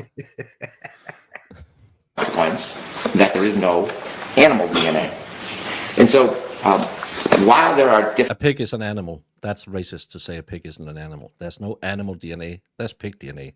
methods, and some of the things that Attorney Lucy spoke about dentition deal with human biting, not dog biting. His methodology makes my blood pressure is set out so very high, clearly bro. on how he came to these determinations, what he did in his study. He actually engaged in an investigation in this case before providing his opinions. So Dr. Crosby is well qualified. He has been accepted in state and federal courts So has Dr. before this Russell. You case. still wanted her out, He you did a idiot. thorough examination. He has ample support for his training and experience, and his opinions are soundly based not on hypothetical or rhetoric, but on the facts, on the details in this case. He has never changed his position from one event to another. It has always been the No, same in because this you gave report, him a- has not wavered. you gave him and the he is result, highly and then he qualified worked to appear in backwards. this case in rebuttal if necessary, if Dr. Russell is to take the stand and provide some or any of the opinions that she provided before. All right, so just to be clear, the Commonwealth does not intend, if I permit the testimony, does not intend to call him in your case in chief? Absolutely not. Okay. All right, Mr. Leslie, Oh, it's only a what?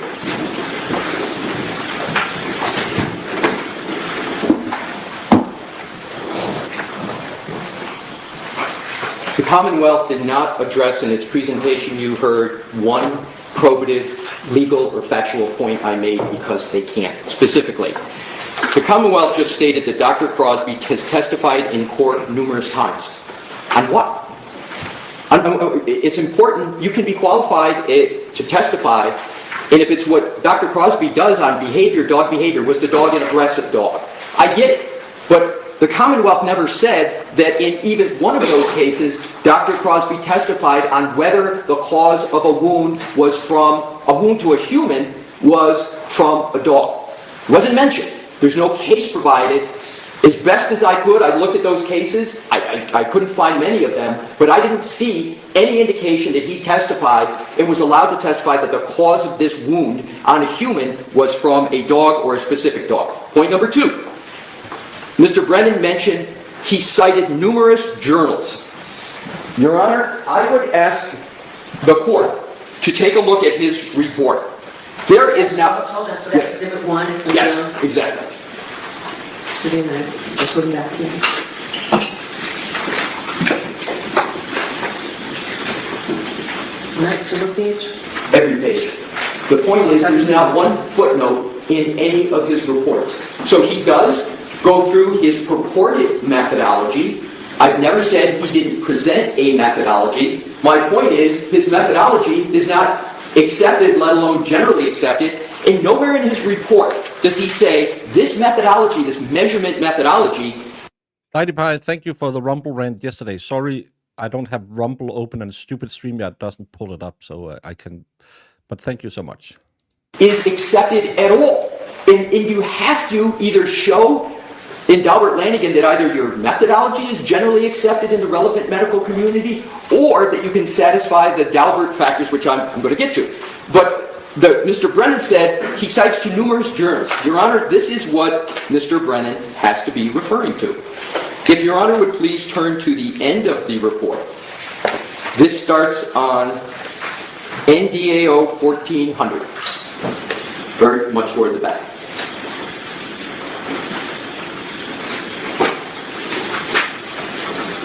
Get that, right? Okay. So he's got it in alphabetical order. Importantly, the page before, 1399, at the bottom is entitled References and Materials Consulted That May Affect My Opinions in This Case.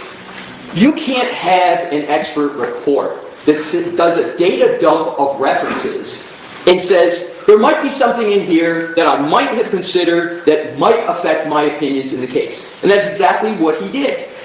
And the only conclusion I draw from this is his methodology isn't in any of them, because if he had to cite which one of these contained his methodology, he would have to be creating fiction. So when Mr. Brennan says he cited numerous journals, well, he did, but where does he tether his methodology to one of them? He doesn't because he can't, because his methodology, to the best of my research and Dr. Russell's, has never been accepted by anyone. So then what Mr. Brennan stated was that he participated in autopsies. My point exactly. He participated in them. He obviously doesn't perform autopsies, so it had to be with a medical examiner or forensic pathologist. He didn't do that in this case. There's no statement by him that he worked with a medical examiner, etc. So I think the inference the Commonwealth wants Your Honor to take is, because he's participated in autopsies, Because he's good at technical stuff, and Bev doesn't hate him as much as she hates the rest of them. She's not as fond of him as she was in the beginning, but I think it's a tactic. I think that's why they want Betterow on the team as well, so they don't have to be there because she hates them. he must have been the one that determined whether or not the wound is from a dog. There is zero evidence in any document from which even an inference can be taken. There's no foundation fact from which the inference can be taken that that's what he has done. He mentions a book that he tried to use on Dr. Russell and for whatever reason immediately truncated it. I will just reference that book is not peer-reviewed, but importantly, nothing in the book that Dr. Crosby wrote, and I thank Mr. Brennan for bringing it up, there's nothing in that book that sets forth the methodology that he used here. It's not there. With regard to he's well recognized in the field, that's exactly what Mr. Brennan's words he just used. He's well recognized in the field. What field?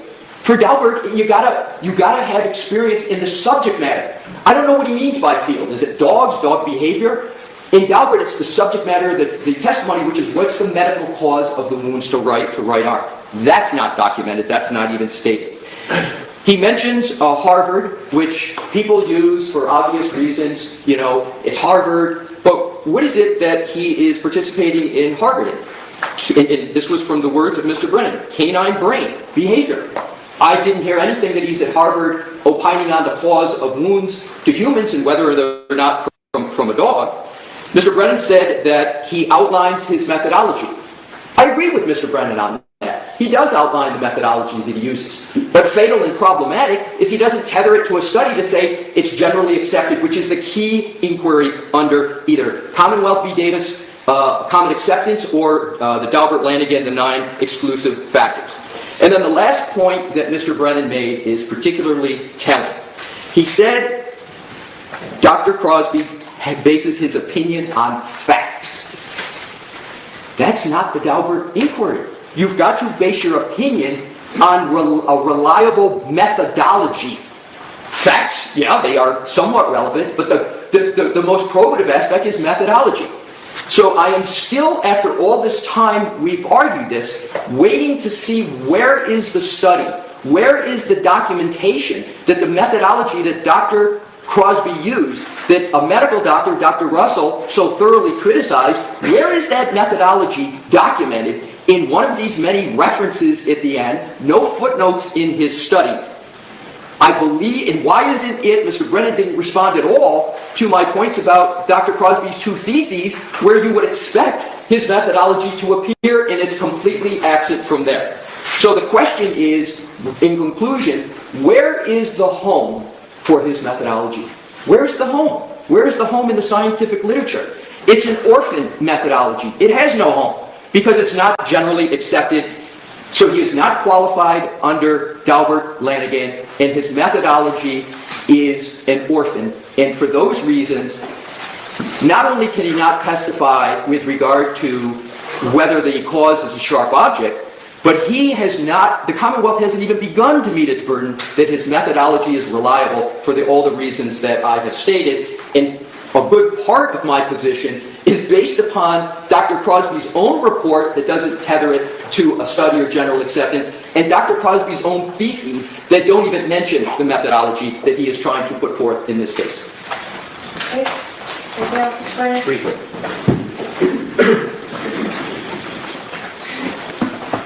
On page 6 and 7, Dr. Crosby offers court cases in which he has testified and provided expert opinion.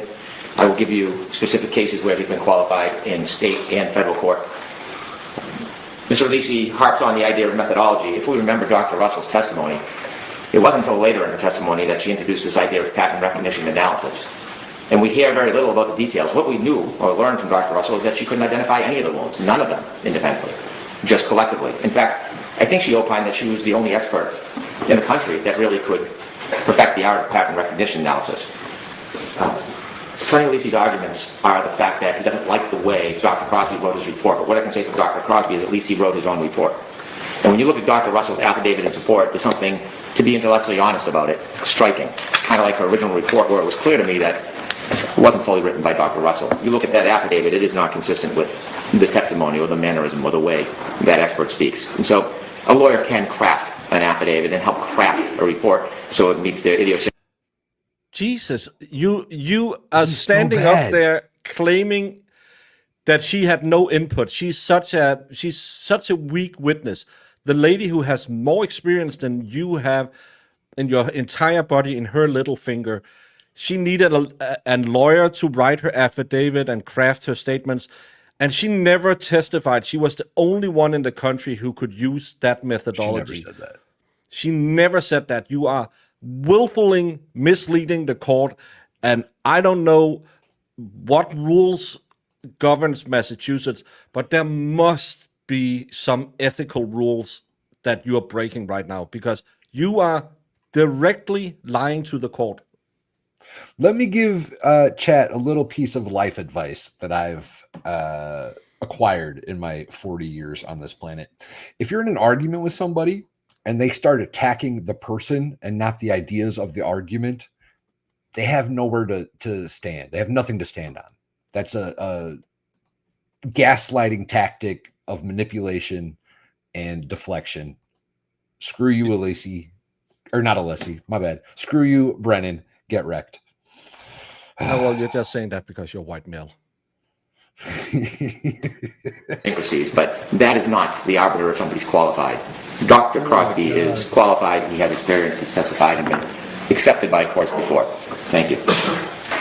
Okay, so before we move on to the next motion was, I can't stand that guy. So no ruling. I can't stand that guy. I can't stand Bev. She can't rule on this. She needs to toss him because she made the rules. Only medical examiners can talk. Medical professionals can talk about wounds. Jesus Christ. it was filed after the other motions that we finished here. It was filed on February 21st, I believe. Defense motion to exclude, February 21st. Defense motion to exclude certain testimony of Commonwealth witness Robert Gilman and any alternative of Daubert hearing. So the last time we were here, I wasn't sure we would reach this. I think it had just been filed. So I don't have an opposition from the Commonwealth. I don't know if you wrote one, if you planned on writing one, or if you just wanted to go forward, and also whether you're prepared to go forward today. We do not have a written opposition, but we are prepared to go forward today. Okay, so I will hear, Mr. Leslie, this is you again, right? It is your Why don't you hold them to the same standard? Say, well, I need an affidavit. All right, so I'll hear you.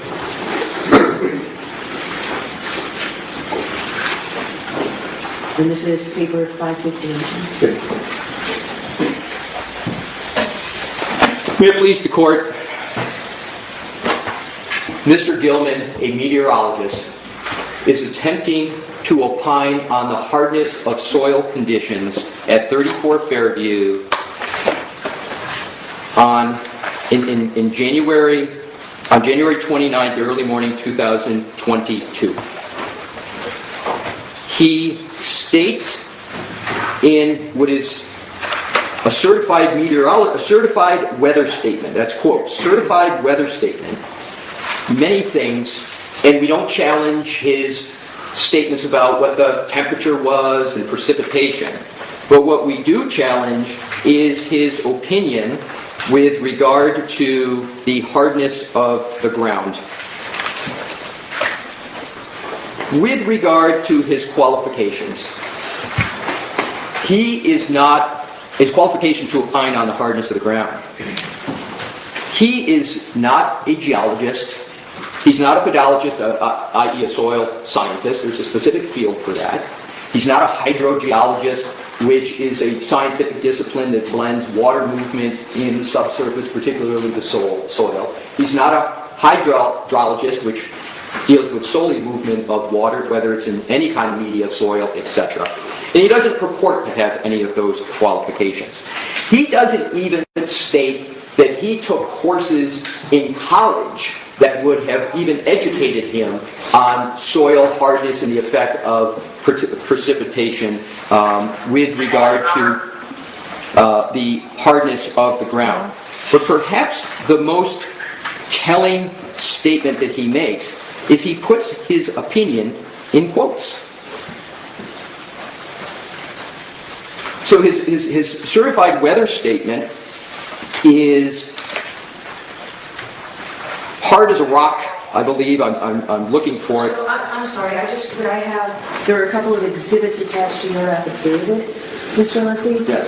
All right, so one's Exhibit 1, I don't see any. I'm sorry, Your Honor, it's Exhibit 1. Okay. It's his February 3rd, 2025, quote, certified weather statement. Okay. That is it. And at the bottom of it, it's got in the quotes, the Okay, I see it. All right. I don't see anything that says certified weather statement. It's an email, right? no, his report is Exhibit, well, it does state certified, and I'm quoting certified weather statement. Is it NDA 02802 and 803? It is exactly that. Okay. Yes. So Your Honor, he puts his opinion in quotes, which to me is an indication he's speaking in lay terms. I've never seen an expert put an opinion in quotes. And he does not tether that opinion to any methodology. As a matter of fact, Your Honor, and that's the entire basis for what the Commonwealth is proffering is support that one, he's qualified, and two, that his methodology is reliable, but he doesn't even state what his methodology is that he used to come to that opinion. I've never seen a proffered expert not even state what the methodology is. He doesn't say how he came to that conclusion. So it's the burden, as we know, of the Commonwealth who's offering the witness to demonstrate by a preponderance of the evidence. They don't even have evidence, let alone a preponderance of the evidence. They don't state a methodology, and they put the key opinion, the only opinion, in quotes. And, Your Honor, there is a deep and, typical of science, complex way to determine hardness of ground. And he doesn't even begin to discuss that whole science. And Your Honor may recall in previous Delbert Lanigan hearings, I cited to the Goodman case, the Pasteur case, and the courts in Massachusetts has said, in addition to going through making sure you've got a methodology, the court can also use it's the words of the court's common sense.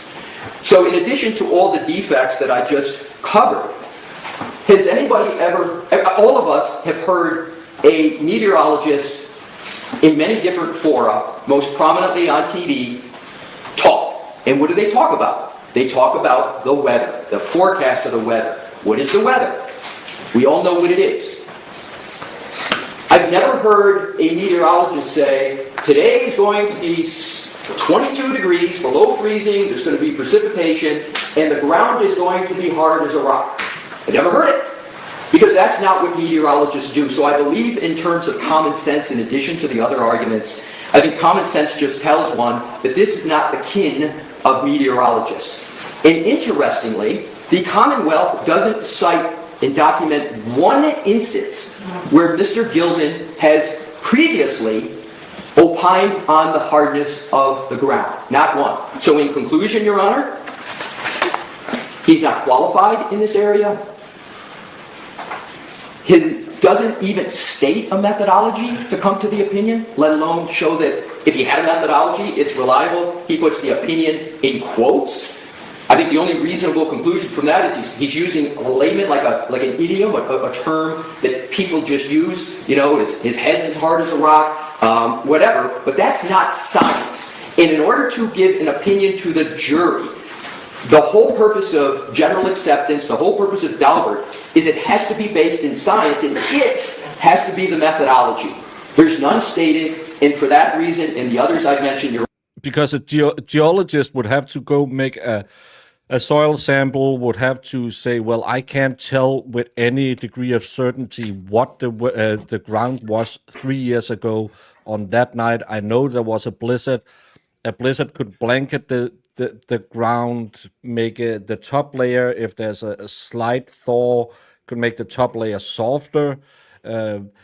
There could be a week leading into this where it was unusually hot, so the ground wasn't, because they would have to no use way. their science. And meteorologists don't have methodology. Yeah, they don't have any science that backs up anything other than it's cold outside. And No, there's absolutely no way they could determine the ground hardness in that specific area at that specific time today. Like it's impossible. Impossible. That's funny. That's funny. well, she was also known as Moist O'Clock whenever she got on the claw. Ew. Ew. Honor, Mr. Gilman, the meteorologist, should never reach a jury There's to no talk way. about hardness of the ground. Yeah, if there's a water, there's electric cabinet right next to it. We all know They had a basement. They had a basement. The basement's going to have heat in it, right? So that heat's going to penetrate into the ground to some extent. Like Yeah, but you have water lines, from the city. water Sewer lines, water sewage. lines, electric lines. Yeah, you would have to go there and do a sample of the soil and look at everything, and still it would only be a guesstimate because you don't know what, if any, happened exactly at that night, and you will have to have the. It's just ridiculous, and he'll come up now and say he testified before, and it's absolutely he cited something. Thank you. Mr. Brennan, the first question, do you intend to call this witness in your case in chief or for rebuttal? I do. Case in chief. All right, I'll hear you. Thank you. Case in chief? Why? His head wound was from the The ground. Commonwealth proposes calling this gentleman to talk about the weather conditions leading up to the night that John O'Keefe was killed. To talk about the temperatures, the wind conditions, also the snowfall. It seems that the only complaint the defense has is the ultimate opinion that the ground at Fairview was hard as a rock. I think that concerns. Can someone who is slightly closer to being intelligent than I am go look up what specific scientific degree of certainty you need to meet before you can claim the Earth is hard as a rock? Let me hardness explain level? something. Let me explain something to y'all real quick. There's something called the Mohs hardness scale, and it's a 1 to 10 base scale determining the hardness of different rocks, right? So the statement hard as a rock, does that mean it's talc or sandstone, or is it hard like a diamond?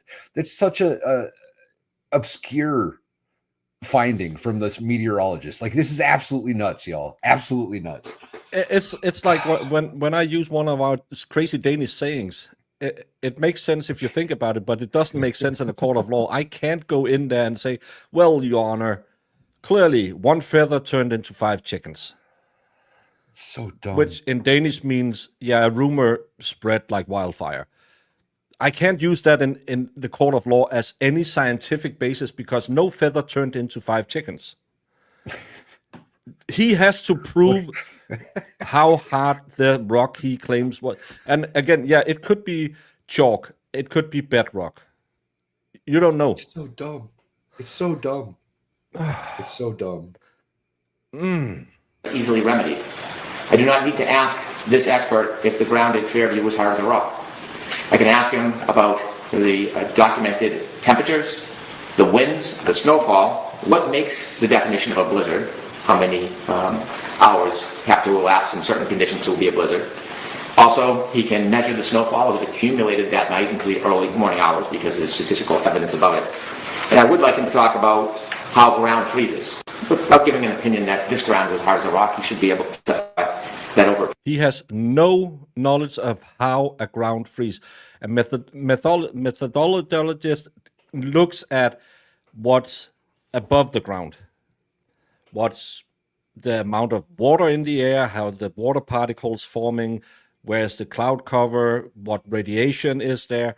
He doesn't look at the ground and says, oh, kind of like Brian Albert on 4 blue pills, it's hard as a rock. This is stupid. Period of time, the frost below freezes the ground. I don't need or would not ask Mr. Gilman to talk about the ground hard as a rock. We have a handful of first responders who will give lay opinions with common sense that the ground was hard as a rock. And state police who excavated can testify to that very thing. So Mr. Gilman does not need to offer that opinion. If that's the only thing offending the defense, I think we can resolve the issue. Okay, what do you say that, Mr. Leslie?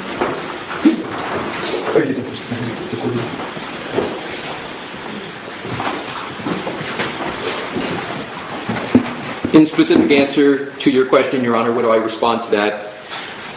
I think the Commonwealth very much recognizes the shortcomings that I mentioned, but its proposal to have a meteorologist talk about how ground freezes is still very much problematic because, just by way of example, how a ground, whether it's frozen or not and how it freezes, I will give, Your Honor, citations to scientific studies that address and techniques as to how one has to do that. Benjamin J.G., 2005, freeze-thaw effects on penetrometer resistance and shear strength. Why don't you put those in writing? Was that just a Google search? I saw that you had it on your... Actually, Your Honor, the answer is no, it's not a Google search. I actually consulted with the former head of the National Academy of Science on geology, Dr. Donald Siegel, who told me and gave how it is that one determines whether or not ground is even frozen. Okay, so that would be helpful to me. I think that's in legal terms what's called a bitch slap. Yeah. It's just a Google search. Mr. Alessi. No, actually, I spoke to the head of science. That guy. Do you know science? Yeah, that guy. The guy who used to run science. Oh, that's amazing. That's amazing. Bev, it's not Brennan you're talking to. You're talking to a guy who I think takes it personal the way you've treated the defense team. He doesn't come half-cocked. Is there any objection to the Commonwealth to me getting that? Happy to provide it, Your Honor. Do you want to provide a copy to Commonwealth as well? I'd be pleased to provide a copy to the Commonwealth. All right, so I'll take this under advisement. So how long do each of you need to get me what you said you would get me? Commonwealth, the articles and the qualifications, or the cases and the qualifications of Dr. Crosby? I can have that to you today. Great, okay.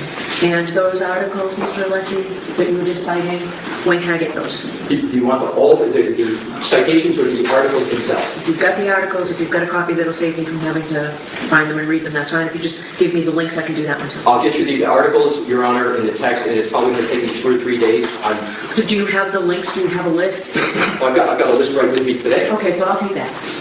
And that'll save you from having to She's not going to look at any links. No. None of them. She's sure. print the articles. You let me hand it to the court officer? That would be great.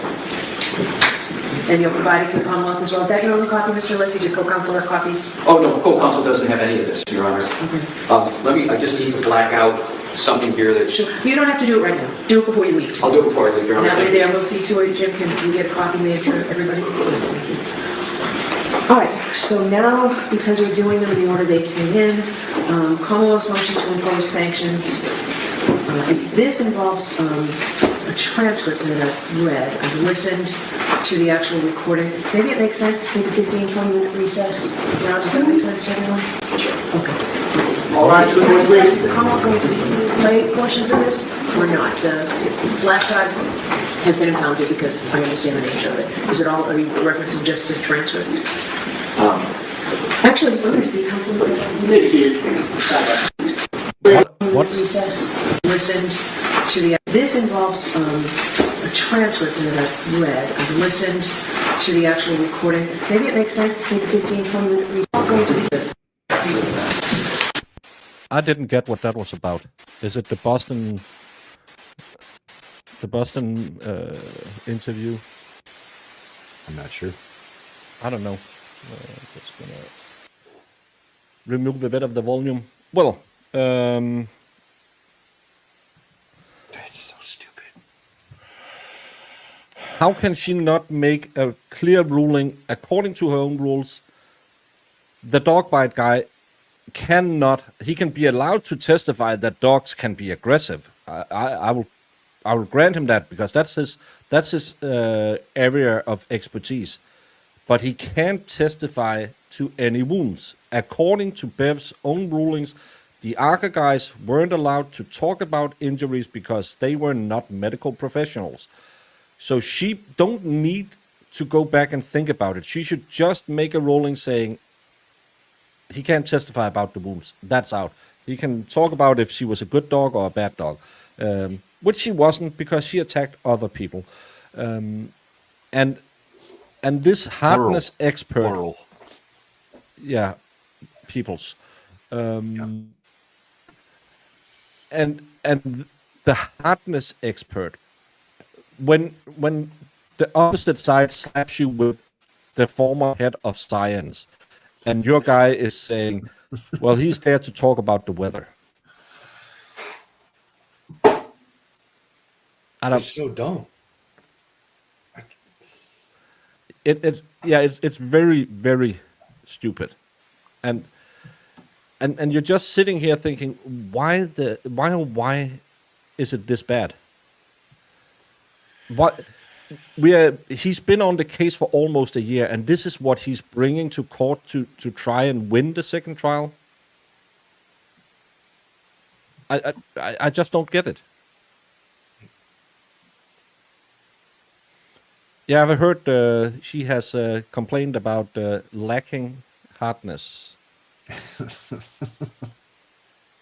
Yes, my internet just dropped. I should be back now. I was hoping it wasn't me. I was like, oh no.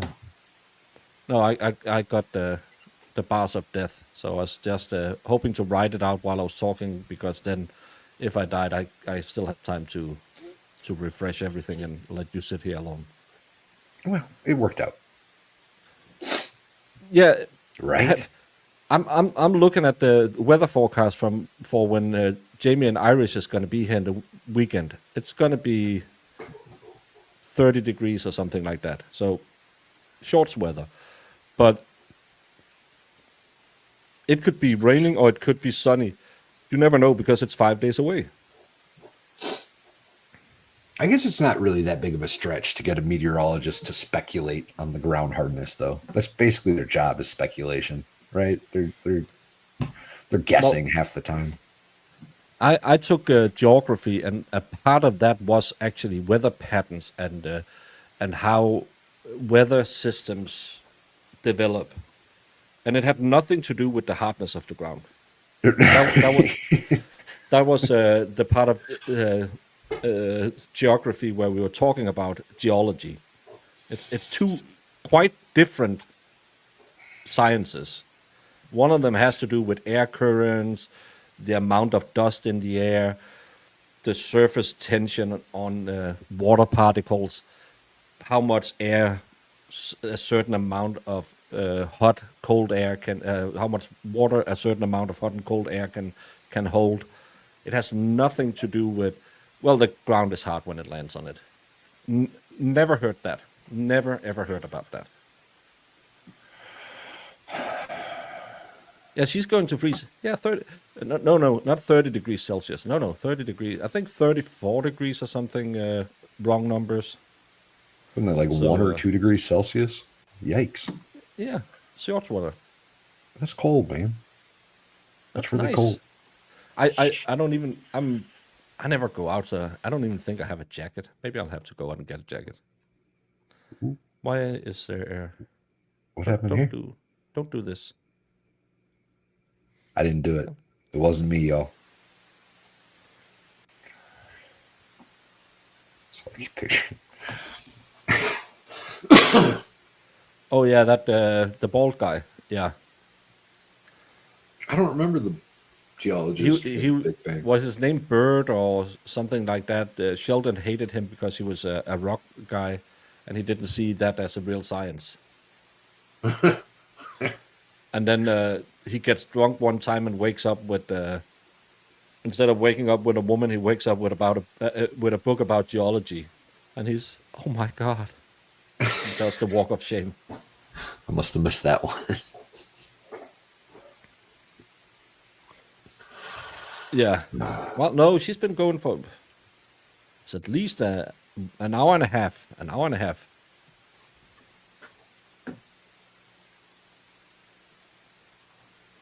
No, I don't have a smoking jacket. I'm floored, y'all. The worst part about that is he was like, we can get that in through the paramedics and police officers on scene, which all that tells me is that they're still gonna be asking everybody about the weather conditions. They're bringing in a meteorologist. If we can get the hardness of the ground in through layman testimony, why do we need a guy to come in and say, yeah, it's snowing? They could just do what I've seen the first 25 people do on TwitSwat. Just get the report of not downpour, the amount of snow accumulated over the day. Yeah, participation. Precipitation.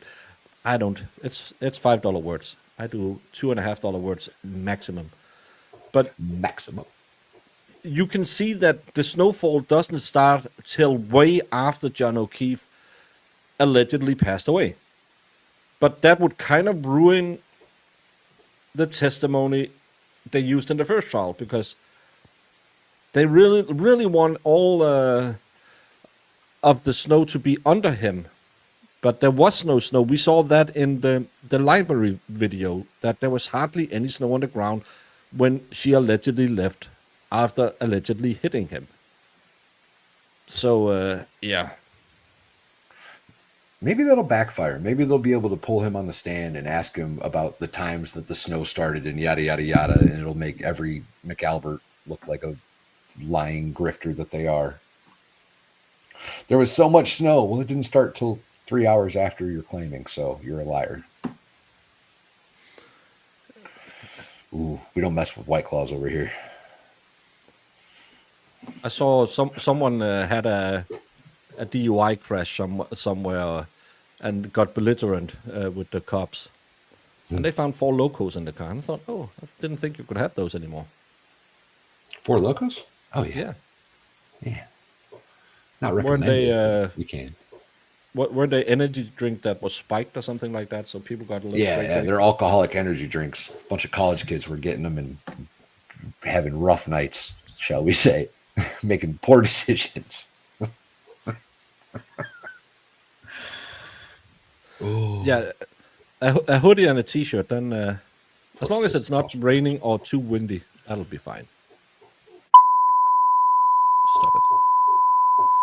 The National Weather Service is located 2 towns from Canton, so records definitely exist. I could probably find Can we because stop that from happening? yeah, I can mute it. Jesus Christ. I didn't like that at all. Sorry. Who turns an office up to 25 degrees? Ugh. What is that? What is that in Fahrenheit? 70 something. 77, I think. Okay. That's pretty warm. I wouldn't go that high. 3 days of 25 degrees in Denmark is a heat wave. 77 degrees is a heat wave. If for 3 days in a row, yes, that's considered a heat wave. You should move further Oh, south. That's what you almost should 80. Yeah, 77. So do. That's pretty hot. That's pretty hot.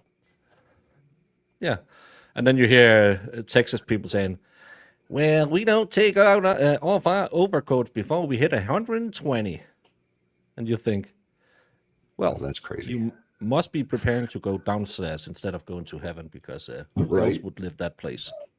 There was a dude in my unit in Iraq that wore long underwear, like the thermal underwear, under his uniform in 100-degree weather. Like, what are you doing, bro? You're trying to be a heat casualty. What is going on? I never understood it. Every day he'd wear long underwear under his uniforms in the desert. What is going on, man? Well, could it be to transport sweat? I don't. He was from like Mississippi or something. He just liked being hot, uncomfortable. We had those days, and the valley we stayed in, it was just like a bowl, so it got really damn hot, and there was no wind in the summertime. And all these Polish guys, they love staying outside, and they all, maybe they only had one suntan lotion in Poland at that time. but it was the coconut kind. And I was just going to the sun deck, and you can just smell that cheap coconut like Malibu rum. And then it's 7 fat Polish guys just laying there. And I don't do when it's 50 degrees in the sun, which is 100 and something. I'm inside at that point. Yeah, no, that's hot. When I was sweating so much that like you could take your BDU top off and it would stand straight up from all the salt that crystallized in your uniform, like that's too hot, y'all. You don't. Yeah. People shouldn't live there. That's not a good place to be. Gross. No, but no clothing the military gives you is breathable. We had summer shirts and shorts we could wear, and it was in this cheap synthetic material. So it just poured down you because it couldn't escape. It was really good. I lost a shit ton of weight when I went on deployment because you can't breathe in those clothes. We had these like Under Armour came out with that Wickaway material, and the Army got some of that stuff eventually. Like by the time I got out, I had like an under we called them ninja suits. It was like black pants and black long sleeve shirt with thumb holes in it. Those were pretty awesome. Those were good at getting the sweat off you. We weren't that advanced when I was in the military in the late 90s, early 2000s. So we had the same mesh underwear that my dad had when he was in the army in the 60s. Yep. We had like a bandana. I don't know if it was chemically treated or something if there was a gas attack or something, but it was the stiffest, most annoying material you could ever. I don't know what to use it for because it probably has some use that some guy in the infantry, but I don't know why I had to carry that crap around. Our t-shirts were, I think it was kind of like cotton blend, pretty good, but all the linings were so beat up, so they were open till I was like having it, like Caitlin when she's on a Happy Juice for Friday Night Live, lots of boob window, and well, more boob balcony than boob window, and you couldn't breathe in it, and it was just crap, and so everyone was out buying their own stuff. Luckily, we had. I don't know if you still got the mission T-shirts when you were gone, where they wrote all the crazy stuff on, and like the I Surf Sniper Street and all of those Barbecue Willie and stuff like that. Yeah. So we bought those and had those under because we had to have an undershirt under our short sleeved shirt. We weren't allowed to wear T-shirts when we were out and about. So we all bought those because at least you could breathe in those, and it didn't feel like you were losing a lot of weight. Not a lot of weight. You were showing a lot of cleavage. We had cotton shirts for like our PT uniforms. They weren't too bad. Cotton poly blends. Our PT gear was from the 70s. It was. That's insane. I have done PT in Larry Bird length shorts. Oh yeah, I've still got a bunch of them somewhere. It's some of the most horrible things you feel things could pop out when you're running. Well, I had a couple of those. So the army shorts, they have like a lining in them, to protect from falling out or whatever.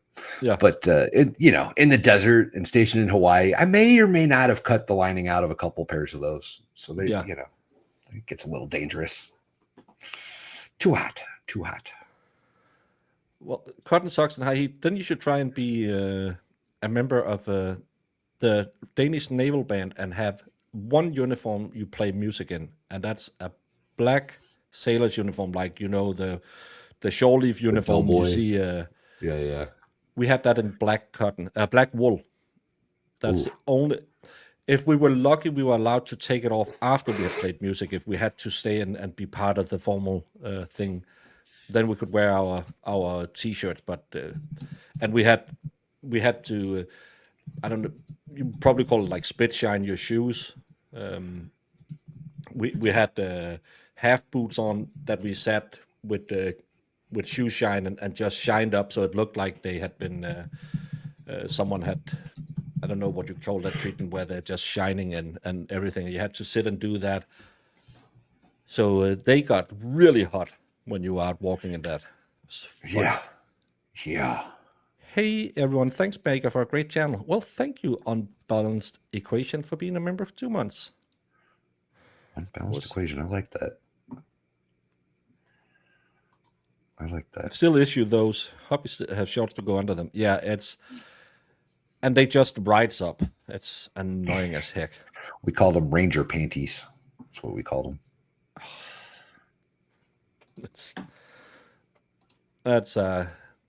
It's just weird how they still don't have anything that feels comfortable in the military. Hey, if the Army wanted you to be comfortable, they would have issued you something comfortable. Like, that's not what we're here for, y'all. Not what we're here for. They wouldn't have allowed you to sign up. That's the thing. And still, we're sitting here complaining. Imagine the guys who were stuck in the Ardennes in a summer uniform made out of canvas and burlap, and had no extra socks, no winter gear, and had to sit in the Ardennes forest in one of the heaviest snowfalls while the German was saying, "Hey, here's a Christmas present for you."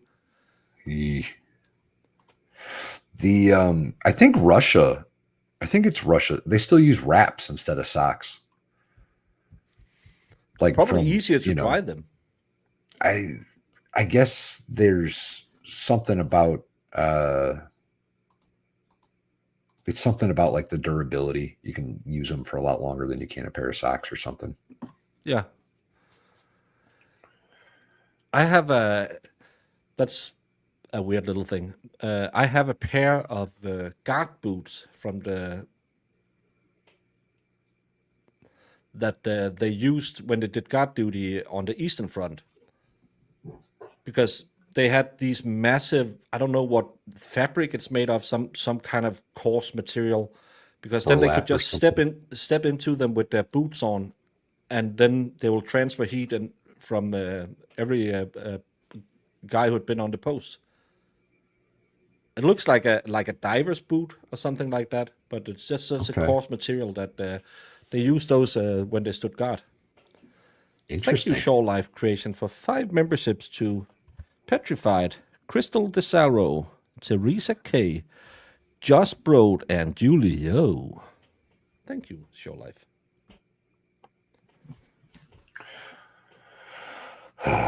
Mucks. I don't know what I can go get them because it's not like anything going on. Imagine sitting on court TV and watching this and nothing's going on. Here, at least you get a history lesson. Get military factoids from across the globe. We're just sitting here crapping about how, like every other veteran saying, back in my days, them young kids these days, they with their DEI and they don't know how the real world was. Back when I was in the Army, back when things were real tough, before all these weak soldiers came about.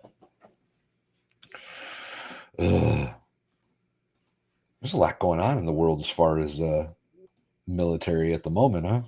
I'm not really sure if we're supposed to be able to talk about that. I know for a little while YouTube wouldn't let you. It was in the updated TOS. YouTube didn't want you talking about Ukraine or Russia at all. They didn't want you weren't allowed to have an opinion. It was bizarre. Long man. Probably should treat them with something. They're looking at. So you put your feet in that? Jesus Christ! Yeah, they have a wood button and then leather on to keep the water out, and then this coarse material, and you just step into them with your boots on. Wow. It's called Sentry Boots, so you could share them. Motion we have is the Commonwealth's motion to endorse sanctions pursuant to Mass Work Criminal Procedure 48.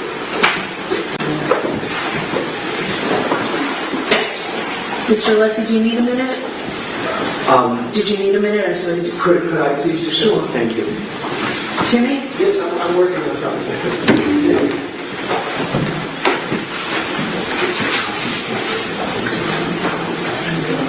Why don't I take a 5 minutes? All rise, please.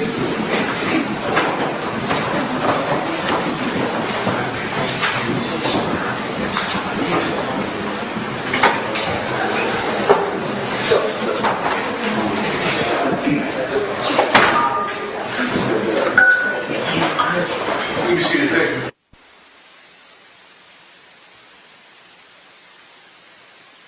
Didn't we just start? What just happened? I totally missed it. Working on something. Endorse sanctions pursuant to Mass Work Criminal Procedure 48.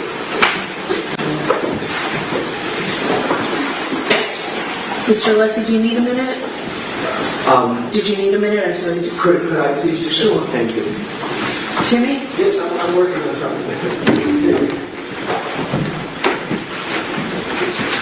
Something with a Leslie? Why don't I take a 5 minutes? All rise, please. 5 minutes. They just give him 15 minutes, and now she's getting more. He's getting more time. Interesting. I thought she was looking at him like he was sick or something, and I'd be sick if I had to sit that close to Brennan's stupid ass all day. yeah, be the one arguing this while you're just sitting.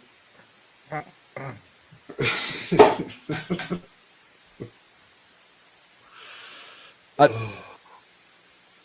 don't know why Alessi wouldn't be ready to argue this, but maybe there's a tech problem or something. Could be. Can you stop the static? I can take the booster off, but it's really low today in court, so now it's very little static. The audio in this courtroom isn't great. Yeah. Where's Zach? Zach is on Valhalla's channel. Leslie had to make copies. Oh, interesting. He was supposed to make copies of the science guy.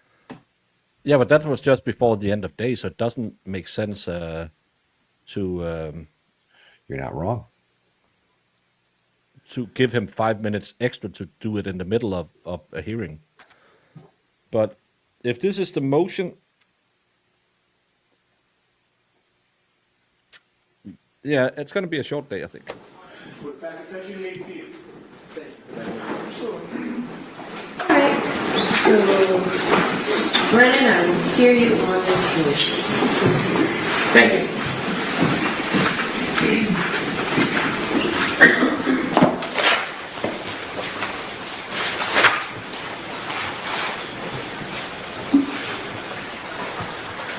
As the court's aware, there are certain materials throughout the duration of this case that have been disclosed to the defense pursuant to protective orders. Protective orders. This is in regarding to the Sanctions, snippets right? of the but the snippets of the email or communications between Lally and Proctor, I believe, is what he's going to argue was under protective order. Are sacred. If there was no need for protective order, there wouldn't be a need for court intervention to protect the material. When an attorney violates Mass Rule of Criminal Procedure 48, the court He's can talking about impose the ARCA sanctions. emails, right? In this instance, No, that's Rule 14. that was the genesis for this motion. There was recently provided materials that the court ordered the defense not to disclose to the public. Those materials, which are some of the very important materials. In the reciprocal discovery motion, the defense put the materials into the public domain despite the court's protective order. Now, it's important for the court to determine the nature of that violation, because the ability of the court to sanction is broad and wide. There have been other violations, but at this point, a month before trial, and given the history of this case, it is important to make sure that these type of violations don't happen again. What stands out to me in the reciprocal discovery motion that the defense used as a vehicle to disseminate this information to the public is that they create an argument suggesting why it is important to include this information. In the memorandum, page 9, what they suggest to the court is because the trooper did not want to watch the closing, it implied that he had been following the entire trial. There's absolutely no reasonable interpretation whatsoever that because a witness, like any other witness who was not bound by a sequestration order at the time of closing, didn't want to watch a closing, there is no good faith basis whatsoever that that witness watched other parts of trial. It is an empty shell to make that suggestion, which then gives them the tunnel to put this information into the public. And when you look at the nature of the information, it's obvious why the defense wants this information of the public. It's part of the consistent public relations campaign they have sought. It is a month before trial. Like when Chief Morrissey went on TV, not Chief Morrissey, DA Morrissey went on TV and said, none of the witnesses are guilty in this case. Yeah. Has, I mean, sort of like that. Is comparable in any way? Jesus Christ. And rather than discuss the facts and litigate the facts in front of the jury, it is a deliberate, ongoing, strategic investment to reach the potential jury pool. And it doesn't matter if it's attacking the trial court, the state police, the prosecutor, the prosecutor's office, witnesses. It is saturating the public with sometimes disinformation, parts of information that inevitably is going to make a juror's job much more harder. It is unfair to the court, it's unfair to the people of the Commonwealth, it's unfair to the Commonwealth, it's unfair to the prospective jurors. And so, not only is there not a logical or a reasonable basis to put this information in, but when we look at the nature of the information, it becomes clear. And so, if any truth is to any of the rumors we hear about what was disclosed in FOIA informations about contacting certain influencers is true, should you also be sanctioned, Hanky Panky? Remember when Bev yelled in the beginning and said, if it's one, it's all? Because did your side influence people? By the way, I'm not paid by Karen Reed. I'm not that good of a grifter, even though I am wearing my grifting merch. But somebody in chat was asking if you're selling those shirts. Yes, I'm selling the grifter shirt on my merchandise. You can find it on my YouTube channel. I think it's linked below the video. The hat is specially made from Jemima. I'm still trying to force her to make me some special Knoxville shirts. Box Wine, True Crime, Knoxville 25. we turned over this information 3 times. We did turn it over as a text message in Notice of Discovery 51. A protective order was issued, docket 416. We produced it, Notice of Discovery 57. And again, there was a protective order. And then finally, Notice of Discovery 58 with a protective order. This is just some of the materials. It is beyond dispute that the defense violated that protective order. So in considering sanctions, I ask Your Honor to consider the history of efforts by the defense in this case to disseminate information or to make statements that should not reach a prospective juror before this jury trial starts in less than a month. Now, after they disseminated this information, it wasn't within 24 hours. It was within 24 hours. This was in the local news, the national news, newspapers, online, and it seems that was the very purpose it was spit out into the community. And so the Commonwealth's position is there needs to be a sanction to stop violations of protective orders and violations of the rules of trying to convince the public before trial about a certain side's position. Circumcised? We've had a history in this case that predated me, docket 111, docket 262, where there have been efforts by the Commonwealth to stop, prevent extrajudicial statements, and despite that, it has not happened. There's never been a sanction by the court imposing an obligation for the defense to stop. Rule 3.6 is clear. A lawyer who's participating or has participated Thank you, Jack, for the swear jar for Jemima Fund. in the investigation or litigation of a matter shall not make an extrajudicial statement that the lawyer knows or reasonably should know will be disseminated by means of public communications and will have a substantial likelihood of materiality prejudicing an adjudicative proceeding in that matter. It's important that all parties follow that rule. And there is no retort. The Commonwealth cannot fight fire with fire. I receive inquiries and calls which I ignore and don't answer all the time because my obligation is a little bit different. It's to ensure a fair trial. Nevertheless, when these type of violations occur, there really is nothing to undo the taint. The history of these violations date back early on in the case, and they continue to this day. Fox 25, the defense is quoted, certainly the Massachusetts State Police is involved. There are people that were in that house that are involved. Brian Albert is involved. Jennifer McCabe is involved. The rest of the folks that were in that house, there's some level of involvement by every one of them. No life Specifically, protected. 3 points. Nothing at that can be under any kind of protective order because that's all been stated in court that they believe they were part of something. Well, factually they were involved. Otherwise, they wouldn't be in the trial at all, right? If there was absolutely zero involvement, they wouldn't be on the stand. So there was nothing wrong with that statement whatsoever. He's trying to make a big to-do over it when he's got the Morrissey videos, when he's got John O'Keefe going to what's the Boston 25 chick's name? Paul O'Keefe. Yeah, my bad.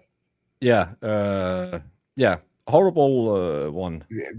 Everybody on that side's doing it too. Yeah. So like now he's just going to try to get sanctions on the defense for trying to counteract some of that nonsense. This is ridiculous.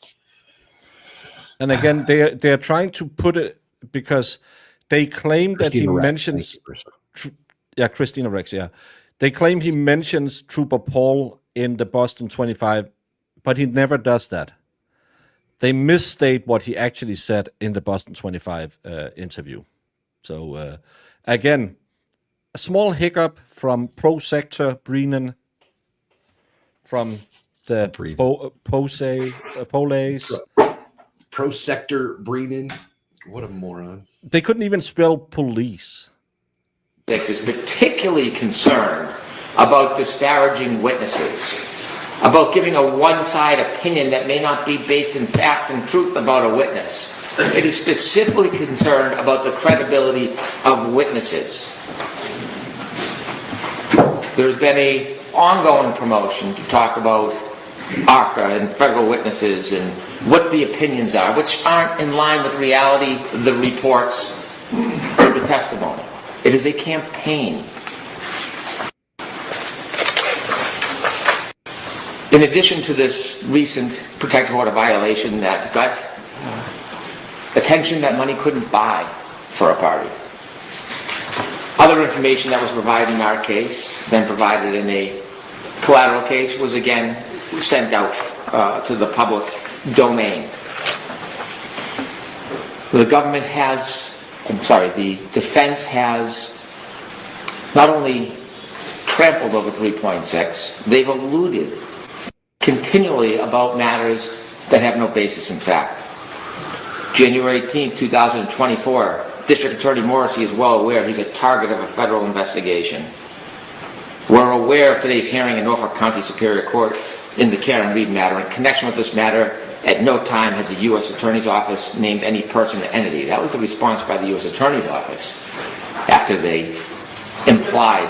Where was that made? Where was the January 18th comment that you just said? Where was that made? That was made by Mr. Yannetti, and I have a clip of it. He also appeared on Court TV with Miss Reed. The Commonwealth is moving for a protective order for these letters after revealing part of what they contain.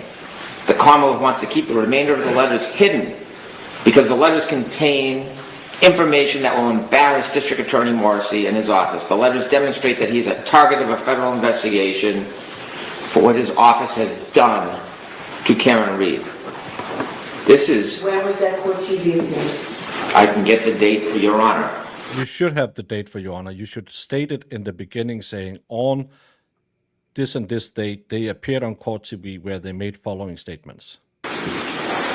Recently, on February 18th, when we were arguing discovery motions, Attorney Little stood up, invoked the boogeyman, a federal investigation, attached themselves to the Birchmore case, and then proceeded to list off a number of troopers' names with no real association or relevance to any discovery motion.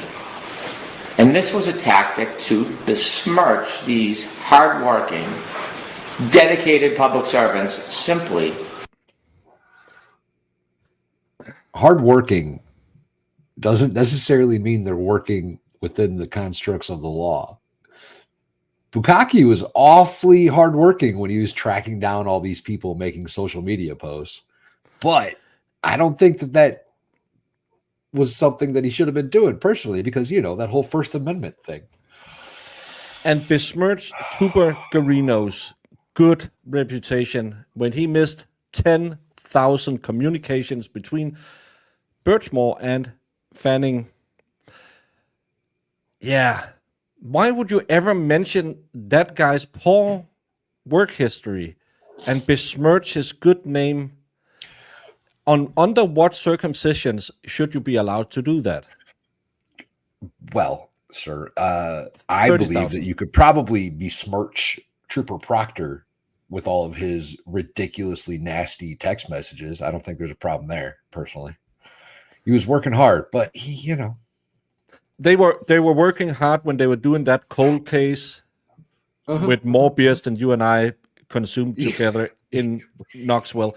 They lost a badge, they lost a gun. Who hasn't done that? Casey Anthony lost a kid, and she's still being a YouTuber. Come on now. Everyone can make mistakes. I hate everything about this dude. I really do. He drives me absolutely insane. I haven't had this much directed energy, shall we say, towards a prosecutor since Gravely. This is by far the worst dude I've seen since Gravely. Yeah, and he's just making up everything. And hardworking cops in Canton, the guys who found a couple of pieces of tail light and said, yeah, probably done for it today. You want us to come back tomorrow? No, we'll send a nearly blind police chief riding down the streets and finding the rest of the evidence in a couple of weeks. The hardest work Proctor's done in the last 10 years was looking for Karen Reed's nudes. Yeah. And, of course, stopping looking when he didn't have a search warrant. I can't stand this dude. I really can't. And, yeah, did they ever go on Court TV? I don't believe they ever were on Court TV. I think they were on Boston 25 and they were on 60 Minutes or something, right? Yeah, I don't think they ever went on Court. I can't remember seeing them on Court TV. But it wouldn't be the first time he would have to correct the record. Marissa says yes early on. Oh, early on. Okay. Hashtag Subert. So Yannetti was on. But what's the problem with him going on and say, yeah, there clearly is an investigation into the DA's office. We know there is. They got 3,600 pages. Dateline. There you go. They lied. Never happened. I'm just drunk. By attaching them to a federal investigation for which there is no boundaries. Well, within 24 hours of those arguments, the Norfolk County District Attorney's Office was contacted by the United States Attorney's Office. And let me make crystal clear, they made clear that I could inform the court there is no longer any It's federal investigation into the investigation of John O'Keefe's death or any related matters. So now it is closed. It is over. We don't need So the we should- protective orders on anything related to the previous investigation that's turned over to the case. Yes. Which means that we should be able to talk about ARCA, who they are and why they were there. And who paid for them? Yeah. Outstanding. So all those implications and innuendos that erode at the objectivity of our potential jury pool, well, they become more egregious when you see that they're not based on reality or fact. And so, I see. But he just got contacted by them the day after. So Yannetti was on court TV testifying about how the DA Morrissey's office was. Let me get this straight. He said Yannetti was on court TV, said there was an investigation into DA Morris's office, and the very next day he got contacted by the feds telling him that's not true. There's no one looking at them. So wouldn't have been last able to week, do that. Yannetti was on court TV talking about this one.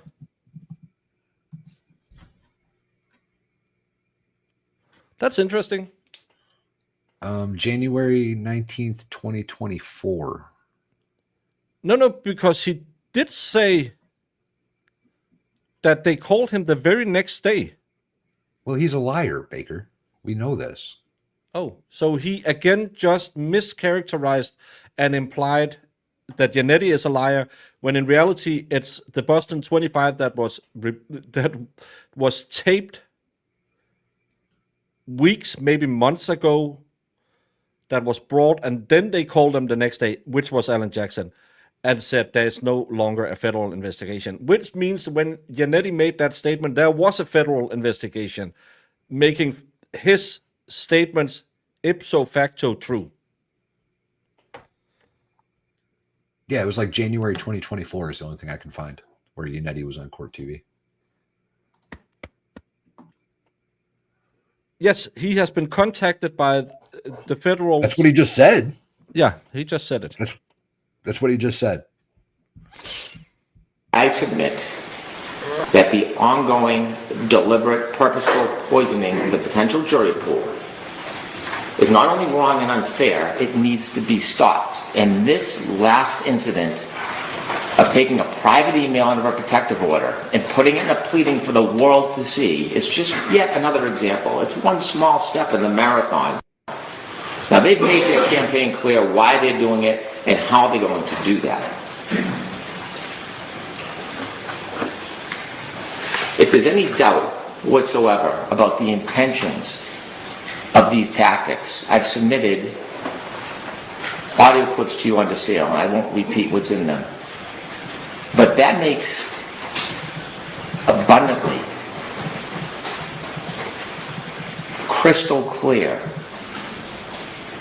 why this is happening. And so, inevitably, the court has the ability to sanction. And as an aside, although an accused stands in a different or sits in a different position than the attorneys, grand jury minutes cannot be disseminated either. Not just the paper, in substance, they can't be. Doesn't matter who you are.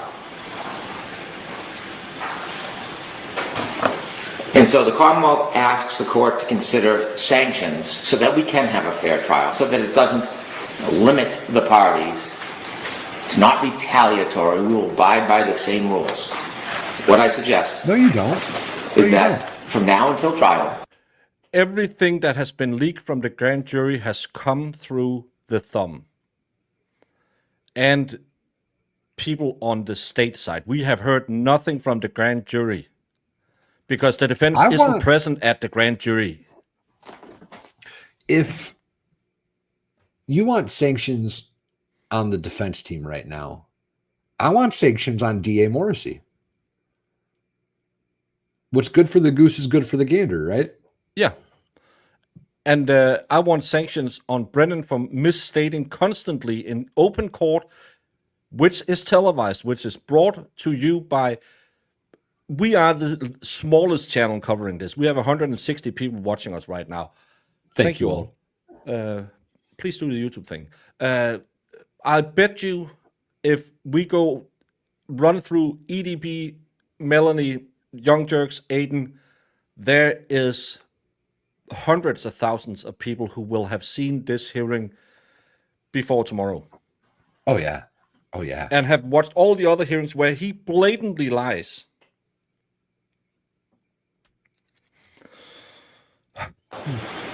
All pleadings submitted by the defense should be under seal so the court and the Commonwealth can review them and make any objections if there's any material that's private, so that there's no oversights or mistakes or dissemination of protected material. And then if the court and the Commonwealth does not have any objections, then those materials can be provided publicly on the docket.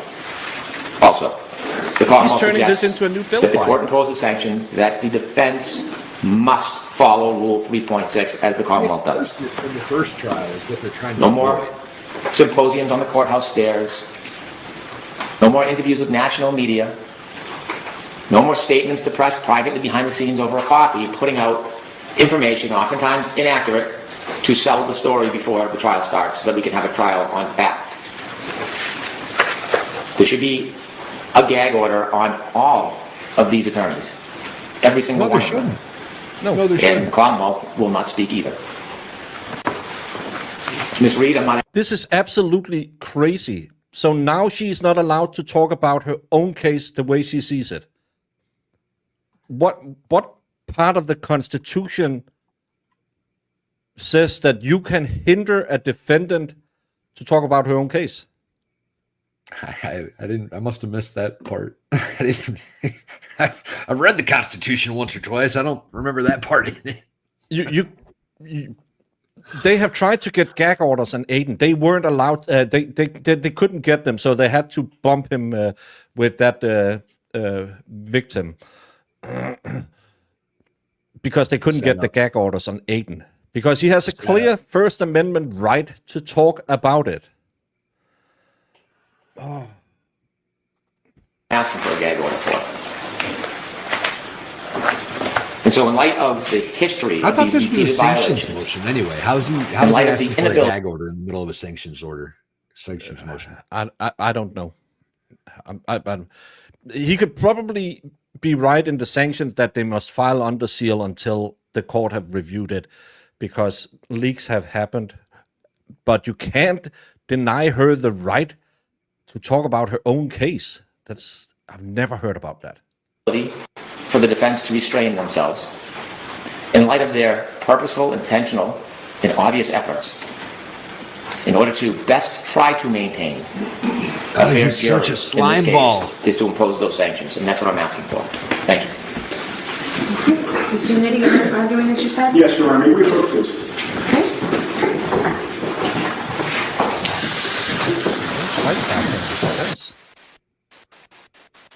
He's about to tell her he's going to put Morrissey on blast. And make this court. Thank you, Chamber for Life, for the thread they have contributed. Thank you, Your Honor. And make this court. Your Honor, as I mentioned at sidebar, I intend to make less of an argument here and provide more of an explanation for the content of my motion regarding the reciprocal discovery. And at the outset, as I mentioned in court last week, this was indeed my motion. Mr. Jackson's name is listed first only because I used a template for the signature block, and that's why I'm addressing this today. And regarding the motion itself, I do acknowledge that I did not file a motion for impoundment when it was filed. And to the extent that that lack of impoundment is not congruous with the protective order, it was neither intentional nor willful. It was an oversight, not an attempt to flout any rules of this court. And while I do ask the court to take my word for that, I do also submit that there is evidence to back up that word. Specifically, I would note that one of the examples I cited in the motion deals with the testimony of a juvenile, and when discussing that testimony in the motion, I made sure to use initials, not full names, so as to protect the juvenile's identity and to comply with the court's protective order. That's evidence that I did not intend to violate the protective order, and that I was mindful of it in that instance.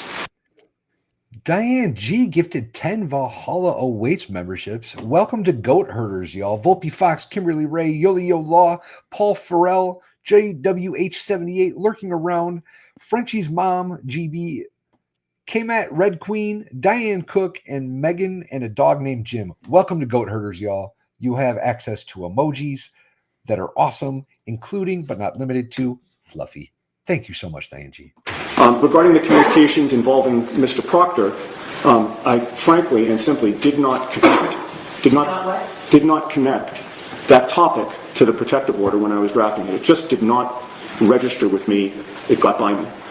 When I read Mr. Brennan's motion, I went back, looked at the protective order, and then it sure did connect with me. So I immediately called him, and I was transparent with him about what had happened. And so we get to the issue of whether sanctions are appropriate, and I recognize the court's discretion in this regard. With regard to this issue, I believe it is worth underscoring Mr. Brennan's reasons for seeking the protective order in the first place. He listed 3 reasons for the protective order when he filed the motion. And I quote his reasoning here. This order is necessary to effectuate the well-established privacy and safety interests of witnesses and to protect the integrity of ongoing investigations. So the Commonwealth sought to have this court issue the protective order to protect, number 1, privacy interests, number 2, safety interests, and number 3, preserving the integrity of other investigations. And I submit, Your Honor, those interests are all laudable. And I respectfully submit that my disclosure here did not undercut those interests. Regarding any privacy interests, Michael Proctor's opinions about Karen Reed and her attorneys have been well established and was well-known public knowledge as a result of the first trial. His opinions about my client and me were publicly aired at trial when his other text messages had come to light. Inadvertently revealing that he feels the same way about Mr. Jackson that the public already knows that he feels about Ms. Reed and me is a disclosure, mistakenly, but should be considered in light of the circumstances that already existed in the public domain, I would submit. And while the protective order covers this communication, I will note that it was certainly not an instance where I, flagrantly revealed or even inadvertently revealed social security numbers, addresses, dates of birth, private information to that effect. As for safety interests, which was the second reason for the motion for the protective order, revealing that Mr. Proctor has opinions about Mr. Jackson does not jeopardize or otherwise implicate his safety, I would submit. At all times during this investigation, and to the best of our knowledge, Michael Proctor is still a Massachusetts state trooper, and he's already on record with his well-publicized opinions as a result of the first trial, again, about Karen Reed's attorneys. So further information coming to light in this motion that he feels the same way about Mr. Jackson that he does about me does not move the needle, I would suggest, toward jeopardizing his safety at all. And finally, with regard to the third reason for the protective order, I revealed no information about any other pending investigation. In this message, Mr. Proctor was strictly discussing Mr. Jackson. Mr. Jackson does not represent any other individual that Mr. Proctor or the Norfolk DA's office is investigating. He represents Ms. Reed. And so that message from Mr. Proctor was strictly about this investigation and no other. In conclusion, Your Honor, I told the court I'd be brief. Protective orders serve important and laudable purposes, and attorneys, including me, need to be diligent in abiding by them. I exercise diligence in abiding by the protective order, but this communication got by me. The court will obviously determine the matter, and in making that determination, I simply ask that the court consider the interests of the protective order that were laid out by the Commonwealth and discussed by me here, and as well as whether there is a degree of prejudice that would warrant a sanction. Thank you. Well, I like that he says, yeah, I effed up. I didn't notice that Proctor was under a protective order, so yes, I made a mistake. And on the court's discretion this is a man talking instead of standing up there and say, "Well, I'll argue that." Let me give a retelling of chronological events or whatever the hell you said the last time. Yeah. Oh, I made a misstatement. Yeah. Diane G gifted another 10 goat herder memberships, and I appreciate it. They went to Zach Panilla, Cindy Ace, K Rex Kelly, Jill McCann, K Kirkpatrick, JJ, Miss Wee Lassie. Welcome aboard, y'all. Thank you so much, Diane. I appreciate it. And thank you, Kelly, for being a member for 4 months. Muffin for months, muffin for life. Nice. I like So it. nice of you. And he's not wrong, right? Yannetti's not wrong. What he did say, or at least my interpretation of what they're talking about, because I don't really recall what he said specifically, but he's saying that the stuff that he was talking about was all public knowledge from the first trial. So, yeah he might have messed up, but it really no harm, no foul kind of situation, in my opinion. And again, yes, he fell on the sword, but all of the stuff about getting a gag order on the defense, I can't see taking this hit and say yes, sanction me, Your Honor. I'm sorry. That'll probably take that wind out of the sail. Yeah. Thank you for being a member for 8 months. Thanks for suffering through this with me. Always, always. Thanks for suffering through it with us. Yeah, thank you all for showing up. It's always nice to have you here. And Wicked for 16 months. No mention of Karen Reed in these hearings. Well, they did say Karen Reed and her attorney went on TV and talked about her. That's why I implied that Karen Reed would also be under the gag order, even though Peter A. is correct when he says, "You're an idiot." Do you want to address the disclosure of grand jury minutes? I am prepared to do that. If Mr. Brennan is resting on his written submissions, then I can give my oral argument now. Mr. Brennan, you already argued this, right? I did, and I do have concerns about my ongoing obligations, so perhaps I could have a moment silent.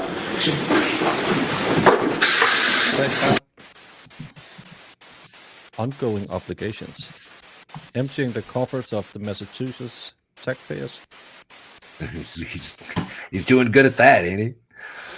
He's doing better than we are doing at drifting, because he made $225,000 in his new contract.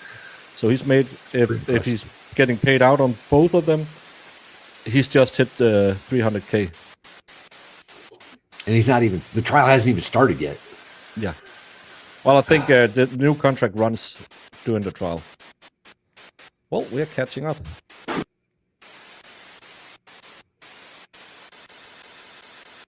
Yeah, we're live now.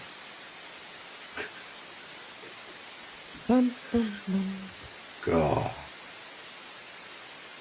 That static is kind of annoying. According to Chief Helena Rafferty, I recently spoke to and was informed by the U.S. Attorney's Office that all aspects of the federal investigation initiated by her predecessor and related to the death of John O'Keefe has been completed. The investigation is no longer active and will be closed. Due to ethical limitations, I cannot comment further. Has just been filed 2 days after he testified to that in the courtroom. Then you should sit with your earmuffs and listen to it.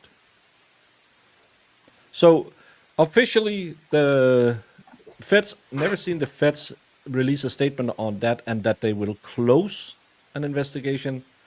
Don't they just say that it's no longer active? It's pretty weird. Yeah. That's pretty weird. Thank you, Walsom, for being a member for 9 months. Hank makes a better villain than Lally. Yes, because Agreed.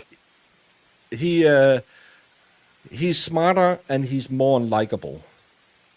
Because he's shady AF. Yeah, he's super dirty. He's super dirty. Yeah.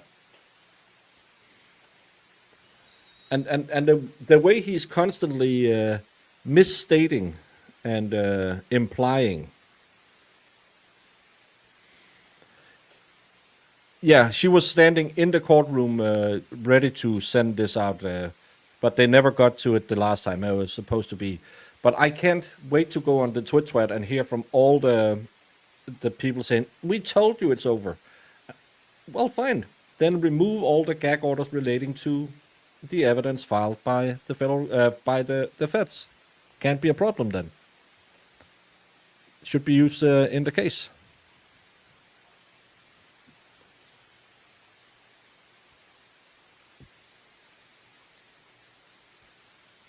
It's very strange to me that would be announced. Long name. I don't know what that is. I'm not sure what that is either.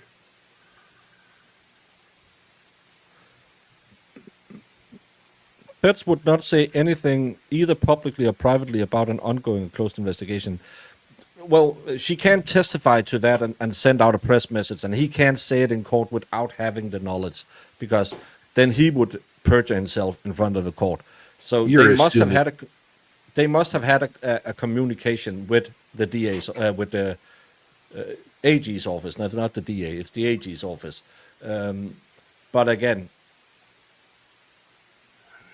the only thing it does is it takes the wind out of the sails for the ones who will say, well, the feds is going to swoop in, the Sean of the Golds and those kind of people, because I know a certain humble, chubby grifter who has been saying since day one, don't trust the feds. And How I know, dare you call me? well, and I know a lot of people who have said, hey, don't you know that they have this and that and they will do this and that? And I said, never trust the feds. The feds are cops, just like the Canton PD and the MSP. They don't change just because they get a different badge. So, as I've said, the last 2 years, you have to prepare for court and you have to prepare to fight.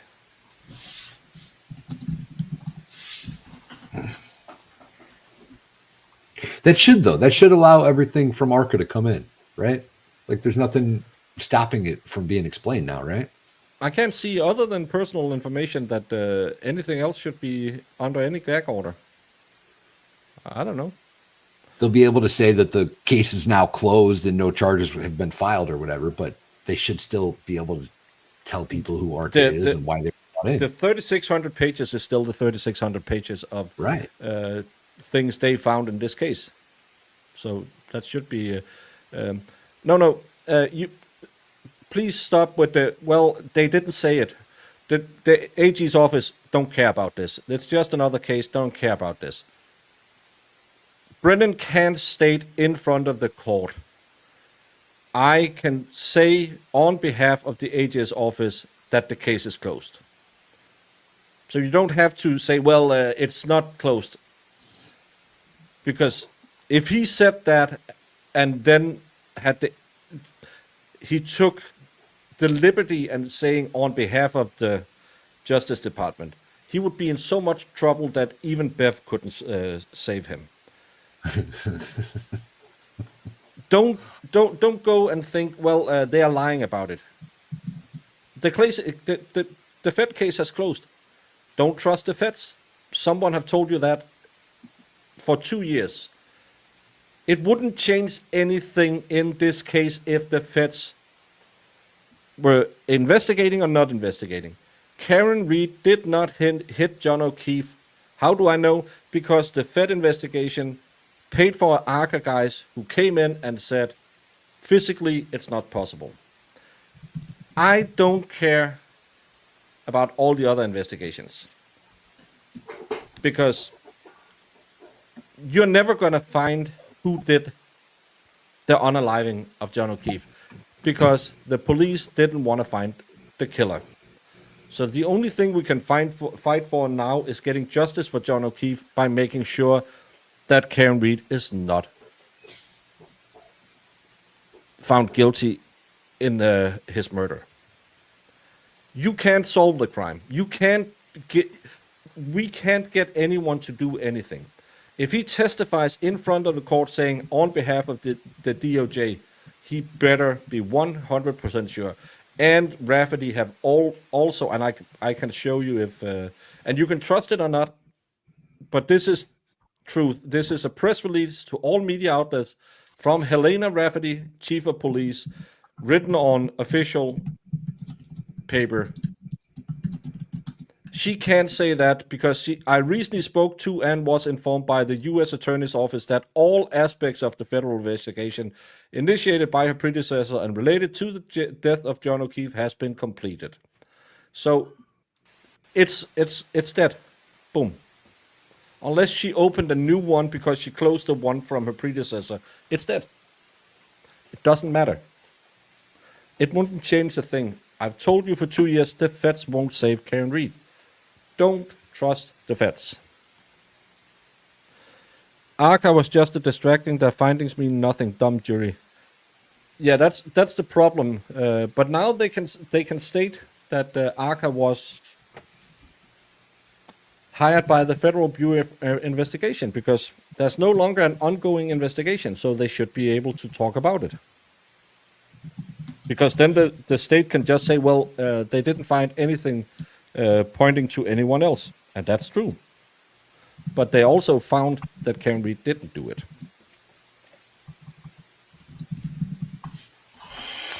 Oh, look at this. Look at this. She's so sweet when she lies.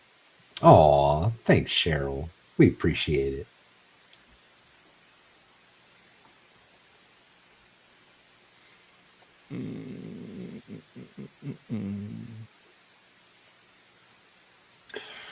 I really want to.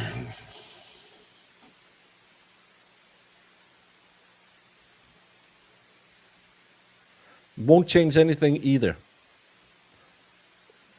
There's so many bad cops there. I can tell you, I was actually looking at a piece of paper I got from. I can bring it up because we have nothing else going on. I don't know if anyone else have that shared this yesterday, but I got this from Jemima.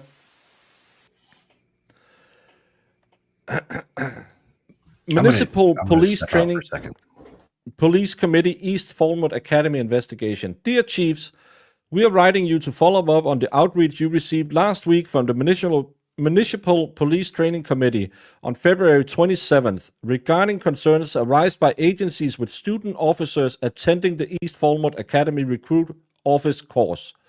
The MPTC was first made aware of concerns regarding inappropriate conduct by Academy staff on February 26 and took immediate actions. Look at that. They can't find out who kicked the teeth out of a recruit's head, but they can act within a day in this one. And they have an answer within 3 days. The MPTC is committed to upholding the highest standards of integrity, accountability, and professionalism for our staff and student officers. Our mission is to provide a training environment that fosters respect, fairness, and excellence in law enforcement, and we will continue to take all necessary steps to ensure our academics reflect these values.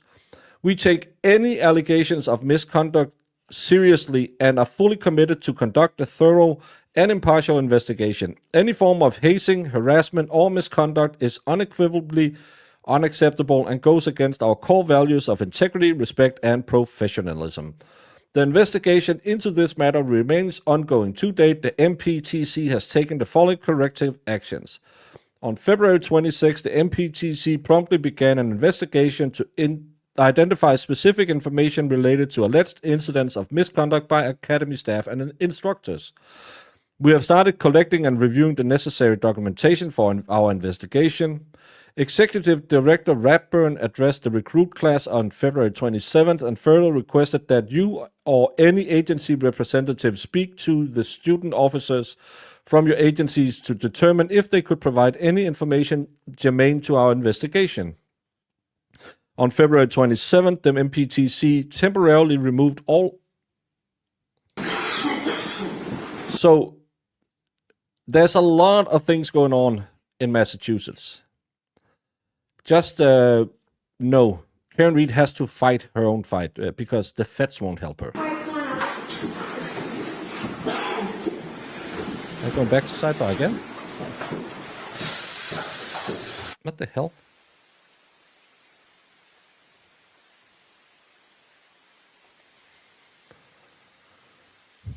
The defense is wasting time focusing on anything but proving she didn't hit him. The rest is just YouTube drama. That's what I think I said during the first trial. I think we have been agreeing on. I think Betterow also kind of said it. Maybe was it Betterow? And I think Brother Counsel said the same. That the third party culprit, yes, talk about it. Who was in the house? What happened? But focus on he wasn't hit by a car.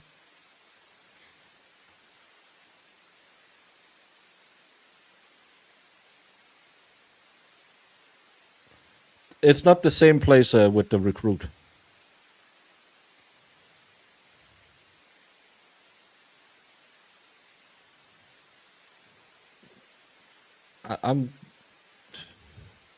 Well, it's getting close to 12. She probably needs to go out and drink.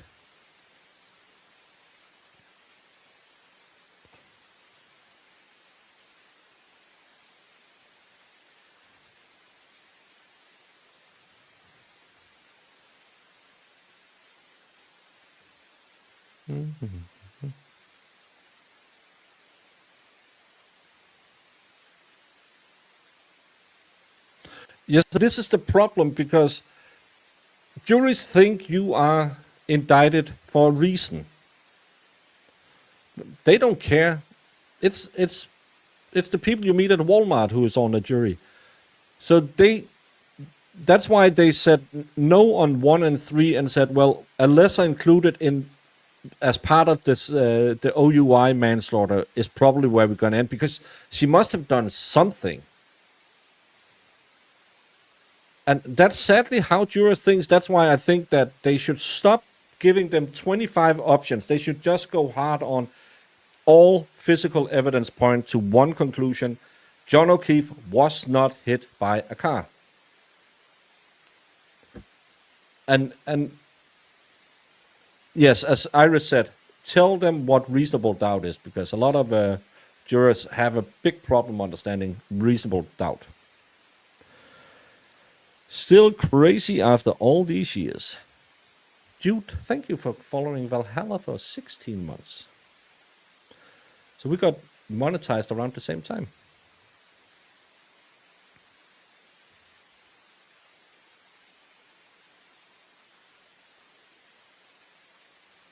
Well, it doesn't matter, because Chief Rafferty clearly states it's from, again, why can't you can't zoom on Discord? That's annoying. I have to open it. It's in a new tab.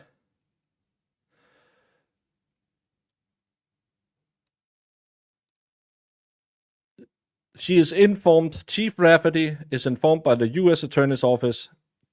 So doesn't matter who told Brennan. It's over. But don't despair because it's over, because it was never gonna change this case in any way. They got what they could get. The ARCA guys. The ARCA guys are great for this trial, and now they should be able to say, we didn't even pay for them. You did. The jury paid for them because the feds thought this case looked fishy.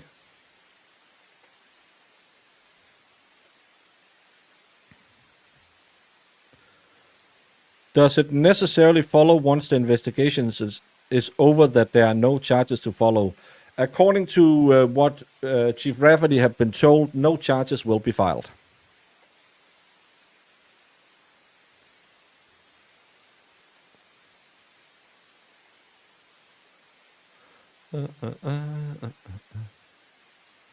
I don't know when you left, but it's sidebar upon sidebar right now.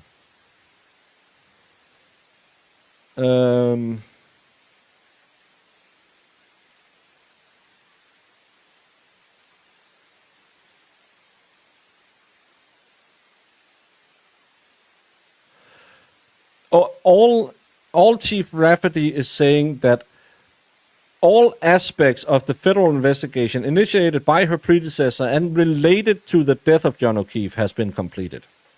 So they could still be investigating Morrissey. They can still be looking at the Birdsmore case. They can still be looking at Garcia. They can still be looking at who lost their badge and gun. They can look at everything. They're just saying the investigation spurred on by the death of John O'Keefe is closed. That's what the statement, and I read it verbatim. It's related to John O'Keefe. That's all we know. And again, it wouldn't change anything. The feds are not the white hats. They No, are they weren't just gonna as do bad as anything every ever. other cop.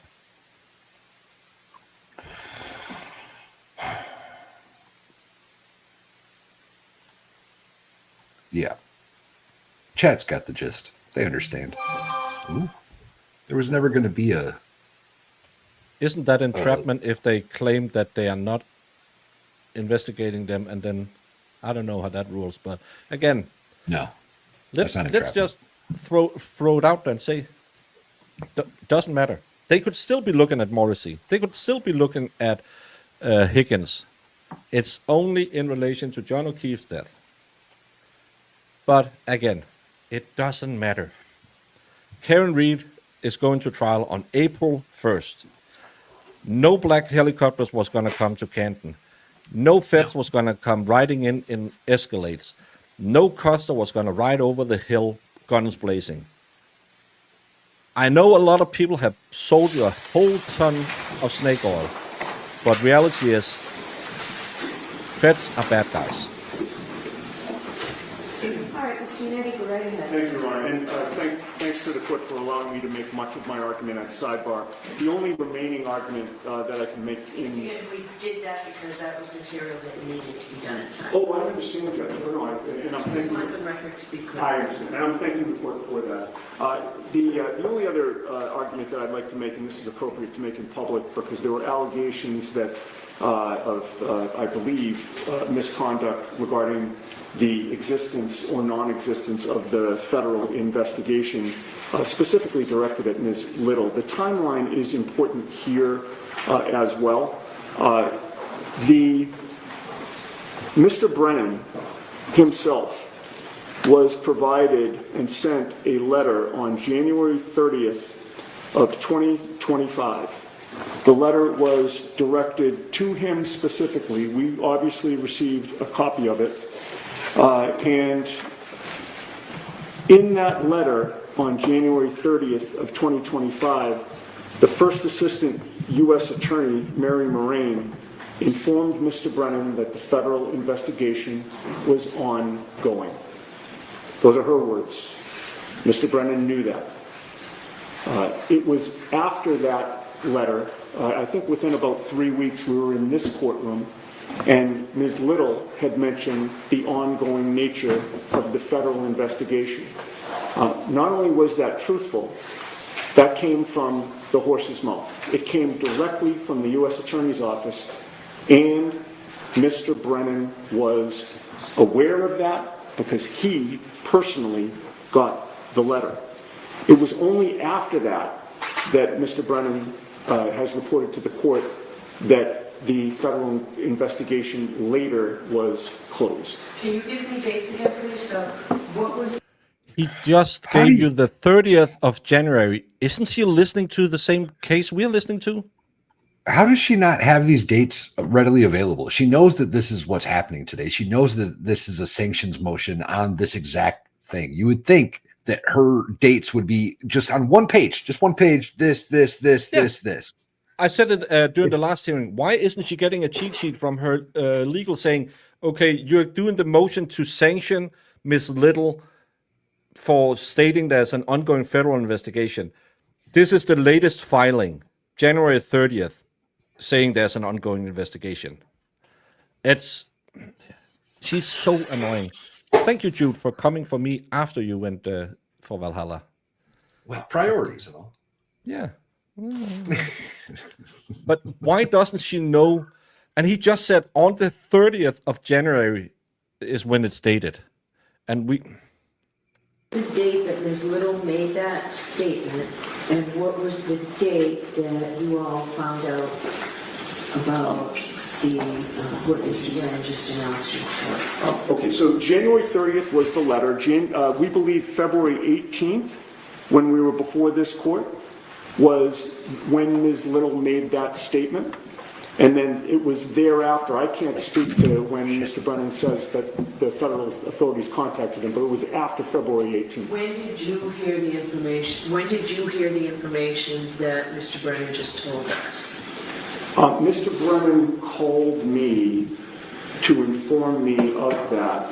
I don't remember the date. Maybe, perhaps he can tell the court when that was. Was it prior to February 18th? No, it was after February. She has no 18th. idea. Yeah, no, it was definitely after February 18th. Ms. Little reported the freshest information that we had truthfully to the court.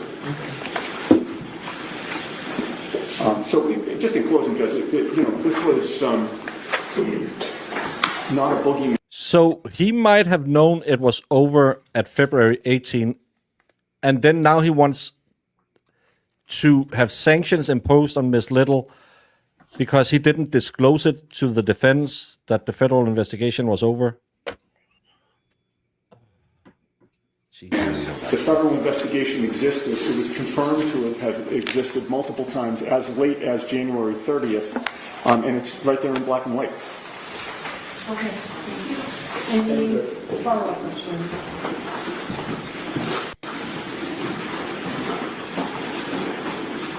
Ms. Little made her argument on February 18th.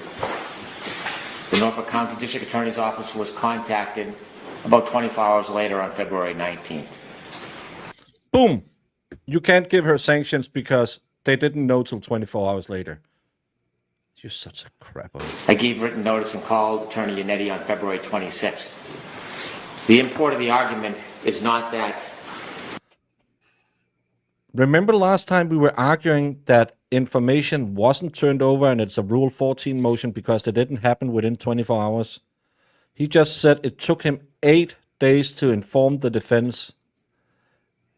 7 days to inform the defense of a simple thing. Just CC the email to them and say, hey, by the way, I just got this information. The Fed have closed the case.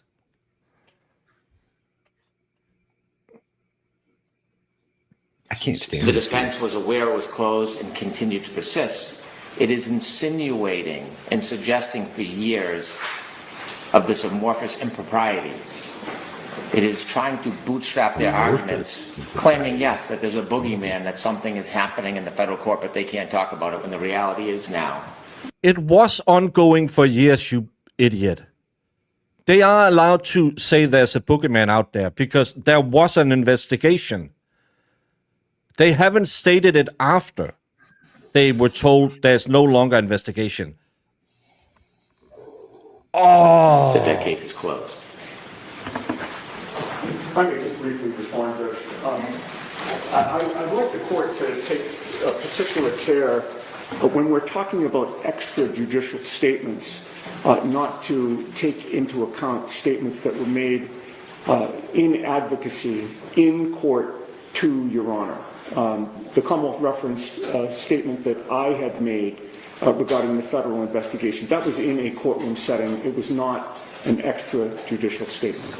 Also, under the umbrella of the rules of professional responsibility. Correct. Correct. He was not in the courtroom.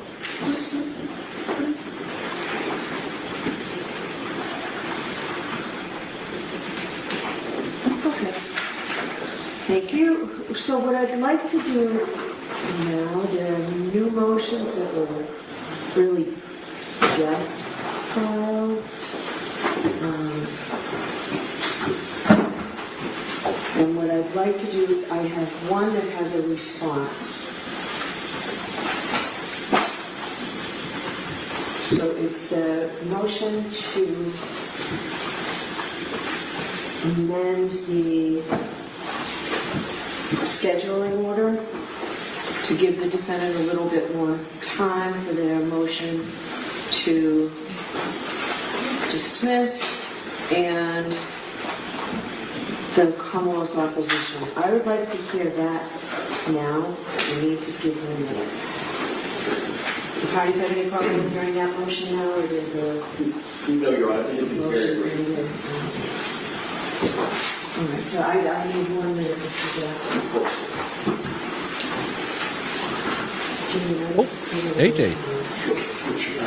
Those from this morning, the new ones.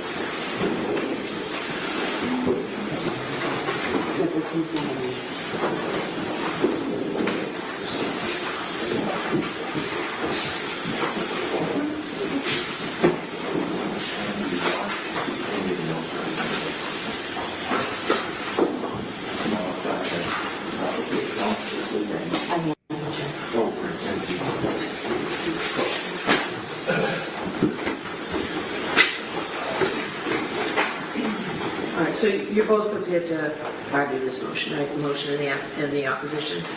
I'm so sorry. So both sides are prepared to argue this, the motion to amend the court scheduling order? Yes. And the opposition, is it Caldwell prepared in the opposition? Your Honor, we filed an opposition and just informed defense counsel if they're looking for a date this week if the court's available. I just don't want this to linger because of So I'm happy to do that. The 17th is out, it's way too far away.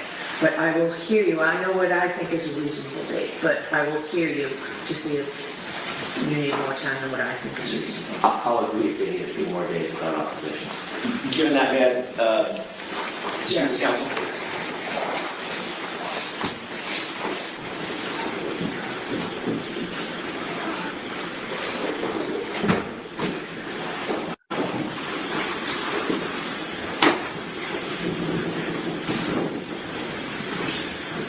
May I address the court, Your Honor? Okay. Thank you.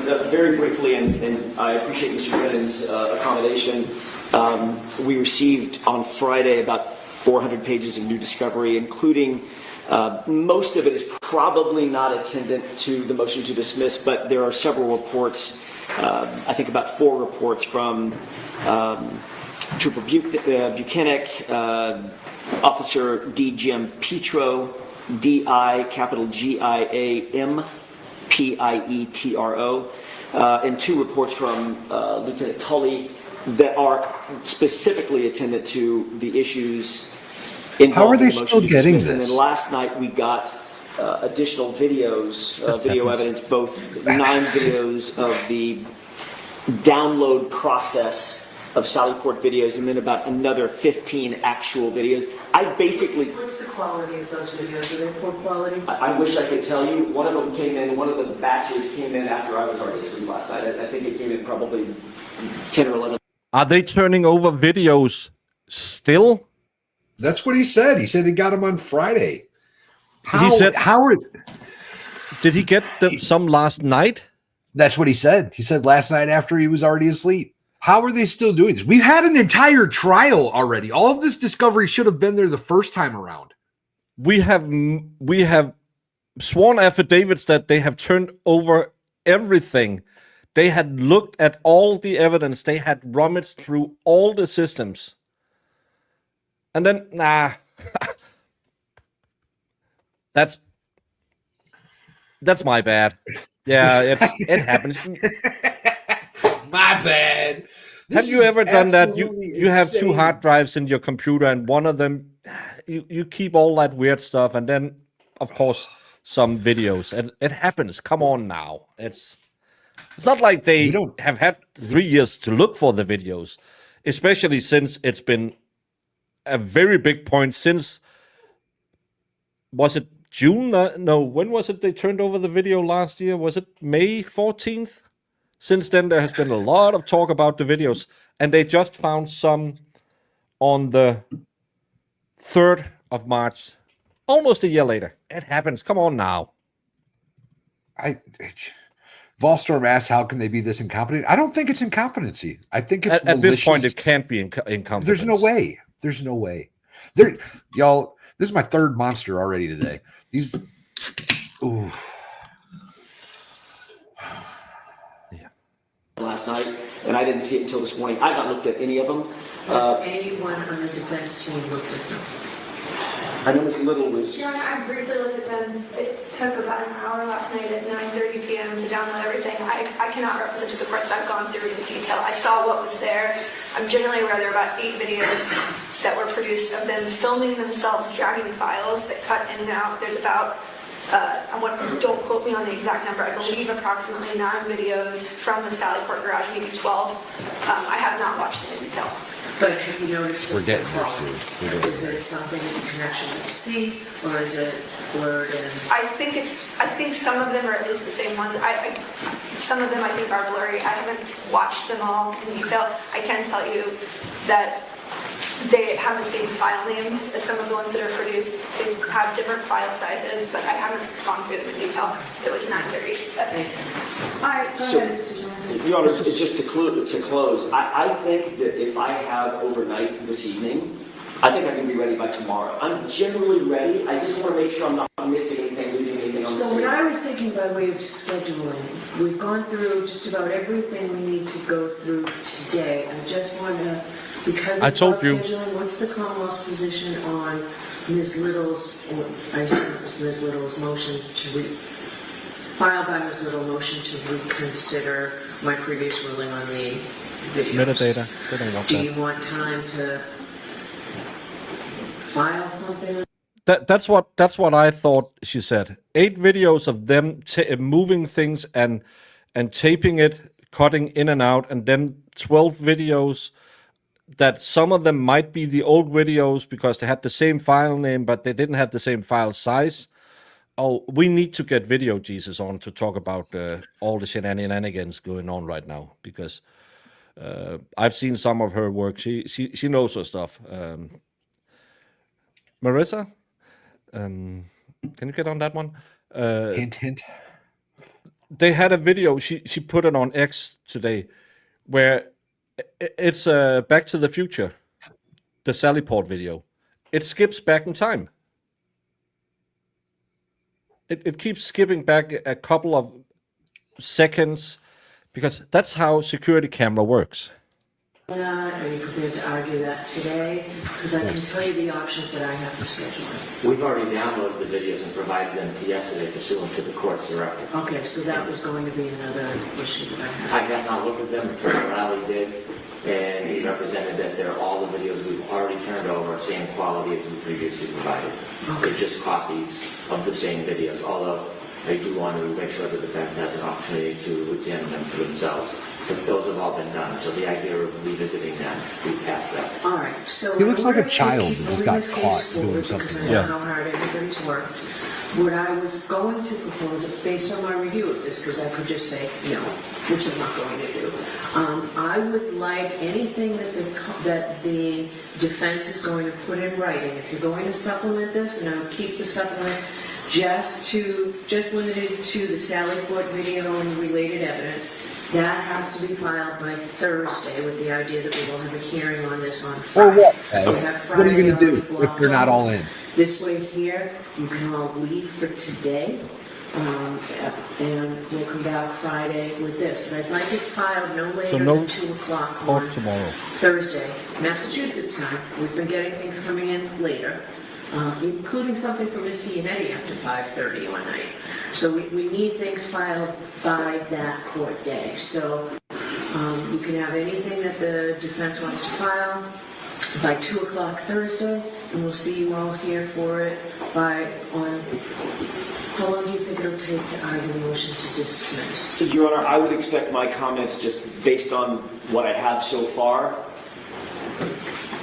an hour plus, perhaps an hour and 20 minutes, something like that. Okay. Commonwealth's response, any idea? Of argument time, Your Honor? Yeah. It really depends on what the defense argues, but it typically is less. So if we start at 11, we'll finish Friday?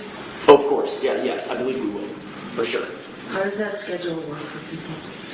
It works for the Commonwealth. Right. I need to ask this little one quick question. While he's asking her that, that would mean that we do not have to appear tomorrow. Right, you're in federal court, I want you to be able to just Thank go do that, Thank you. and not have to come back here tomorrow. That wasn't what you said last week. And I'm trying to consolidate this now so you can leave it half a day today, rather than coming back. I'm just trying to make the best use of everybody's time. Much appreciated. Your Honor, 11 o'clock would work. I think I can make my flight.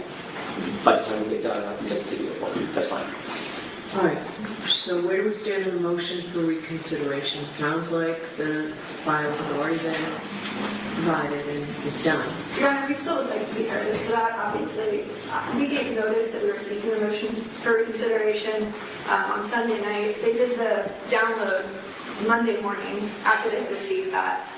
There is still metadata, we believe, on the Canon PG drive. I think we're entitled to that. I think the law is clear. I would like You're to be heard absolutely on that entitled issue. to that. Obviously, you can't take back what they did. They have moved the files, and by doing that, it does alter the metadata, as our expert put in his affidavit. It may be lost, but we'd still like to have as much information as we can as it relates to those files. So how long does the Commonwealth need, I know this motion is just filed, how long does the Commonwealth need to be prepared for this motion regarding the metadata specifically? I think we'll file a written response. Okay, We're going to be a couple of days. okay. And we have motions on maybe Friday. Yes. So I think I'll make a motion in writing, but I think we will hope to have the weekend if the court allows, because with all of these hearings, it's taken away quite a bit of our prep time. All right. Can you argue it on Friday and file a supplemental afterward? I can do that. That way then we can have everybody here Friday and I don't need to bring everybody back Monday. We can do that now. Your Honor, I would ask for the same courtesy for the defense. We have all of our reciprocal discovery due on Thursday. We have all of our motions in limine due on Friday. I know the court would like us to have, the brief as the motion to dismiss on Thursday, and I would love to be able to get the court that. But I would appreciate a little bit additional time as well. So I need to know how this affects the motion to dismiss though, right? You've had this since, so you've got these recent ones, but I need to know how that, are you going to argue that in the motion to dismiss? Well, I don't know because we got it last night at 9:30, so I wish I could answer that for the court, but I'm in a bit of a catch-22. It might be irrelevant, it might not change anything at all. I won't know until I have a chance to actually go through everything. But I need something, right? I need to make on Thursday. It doesn't have to be a complete report, an outline even, would the Commonwealth be satisfied with an outline? You know what the points are? Do you have a dog running around on a? No, that's in the court. Outline of what you are. Of what Ms. Little says, how this late disclosure of videos, Sure, we'll deal with it. all right, so if you just so that I know the points that you're raising for the motion to dismiss, and then I want to supplemental very quickly thereafter, I have to decide this and put something in writing. So I need it to be done as quickly as possible. And we've got a team of lawyers. I know the lion's share of the writing appears to be on you, Ms. Little, but there's everybody here that can help. May I have 1 minute, Ms. Little?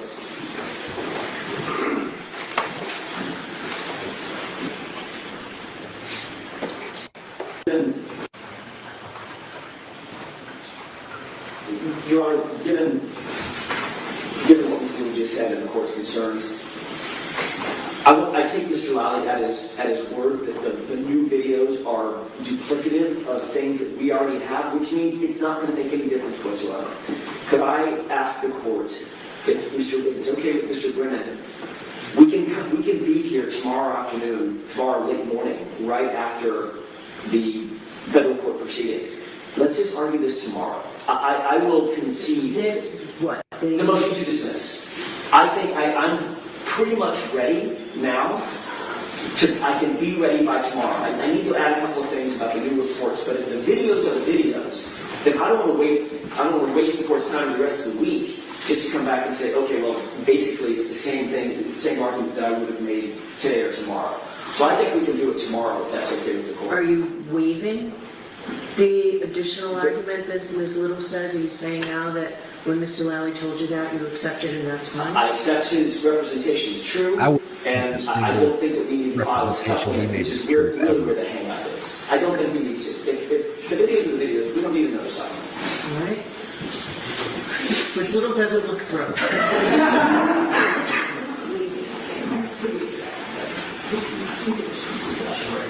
Right. her key was the waiver. I'm not waiving anything on Ms. Reed's behalf, but if we need additional time, we can certainly let the court know tomorrow that we can file something supplemental. But the crux of the argument can be made tomorrow. I will be ready to argue tomorrow. Okay, what's the Commonwealth's position? I'll defer to the court. I know it's more complications to the defense of travel will be available now. So I think we did log off today and tomorrow. You did. With the understanding that the defense team would not be here until sometime 11 o'clock or later.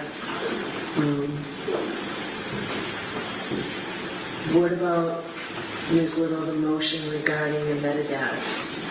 Commonwealth needs time for that. Are we coming back Friday for that? That's fine, Your Honor. I'll be here on Friday. If you're going to be here on Friday, I just will be here on Friday. She just wanted to take a day off tomorrow. To dismiss tomorrow, I can head back tomorrow evening. And Ms. Little will handle her motion anyway. I greatly want to accommodate the defense as we have the entire time I've been here, but we have trial preferences as well. In more court hearing days, we have hours of conversation, the more time we can meet with witnesses and prepare our case. And so I want to make things as easy as possible for the defense. I do. all right, so Ms. Little already filed the motion for me to reconsider. Why don't we hear that tomorrow as well? Very well. Okay, and then we'll just finish up everything tomorrow. Very well. All right. All right, and then you won't have to be here Friday, but the motions in limine are all filed. It also involves filling out a final trial conference report. So Understood. we need to do that as well. That all has to be done by Friday. Understood. And then, my goal was not to bring you back one day at all next week, because then we're going to full hearing, I believe it's the 18th, and the motions in limine. That's right, the 18th. All right, so you have a whole week next week to, you and I both, try and get everything done. Should we file a formal motion to ask the court's permission for a delay from Friday till Monday? For the, Motions in limine. Didn't he just say we accommodate all the time? And then, Yeah. by the way, can I delay it till Monday? As we always have. As we always have.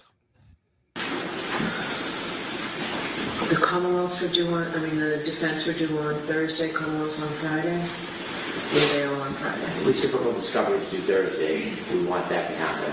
Motions eliminated, I believe, are due Friday. Ms. Little, would you like the weekend for all those motions eliminated? I would appreciate that, Your Honor. All right, I'll give you both the weekend. Thank you very much. Motions eliminated to be filed on Monday. There's one additional housekeeping, Your Honor. There is also a motion pending, the dollar motion for Dr. Wolf. It has not been heard yet. A Daubert motion for, Dr. Wolf is a neurologist. So there's oh, one I additional. was thinking the archives. No, Your Honor. It's the neurologist of the Commonwealth. Wolf without an E. W-O-L-F. That was filed, There's two Dr. Wolfs? 2 weeks ago. I have Yeah. not seen that. What's the time, Mr. Wolf? What's the time? I'll make sure that the court gets a copy, but I know that was filed several weeks ago. I'll confer with Mr. The Commonwealth must have received it. We did. We have a Wolf as well, and I received their limited motion, and we'll be prepared anytime to argue that. Do you want to argue it tomorrow? I'm comfortable arguing tomorrow. We're prepared. All right, so we've got an awful lot to fit in tomorrow. All right. If you get word that you'll be leaving the federal court and can be here before 11, please let us know. So 11 I tomorrow. believe I might have Mr. McDermott's cell. I'm happy to text him as soon as we're leaving the courthouse. All right, just contact the clerk's office. Sure, okay. Anything else for today then? Not for the defense, Your Honor.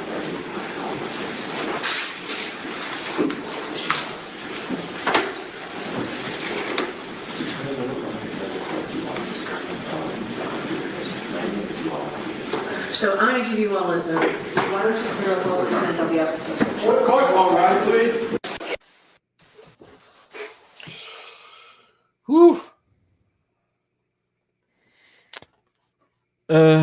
Why not argue it today? I don't know which one of the motions that you want to argue today, but the motion to dismiss they won't argue today because they have to go back and watch the video. I know he said I'll take Lally on his word that nothing happened, that There's it's no the way I same would we have done already that. had, but I'll just have to put the finishing touches on my motion to dismiss.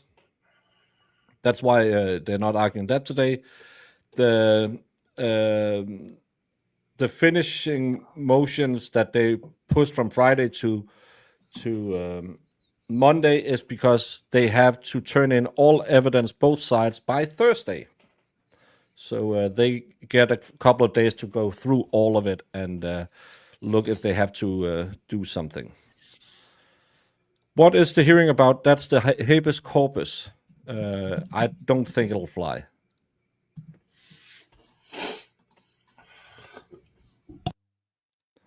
No. Excuse me. As long as YouTube has you registered on my channel, it should be good.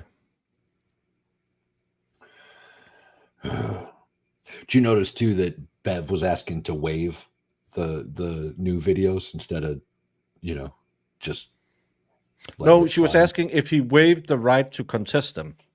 Right. That seems sneaky to me personally. Well, Like, she why would you- asked, why would "Are you you ask- waiving? Are you waiving?" And she's just. Well, I like that he. Oh, we're not waiving anything, because it could be one of those where, as we say in Denmark, the table catches you, because you say something and you didn't really think it through. So I'm glad that his team said, no, we're not waiving anything. Good job, Miss Little, on that one. Good job, Miss Why Little. can't they argue Dr. Wolf today? They potentially could, but I don't think that Bev even knows there's a motion about Dr. Wolf. No, I think today was the first time she's ever heard of him, if I'm being honest. Guess with Better Road, they just had to add more paperwork. No motion has, no decision has been made on Better Road I have seen yet. But that was so the motion from last week, or the ruling from previous last week was that Bev needed more paperwork. That was what she said. So yeah, that checks out.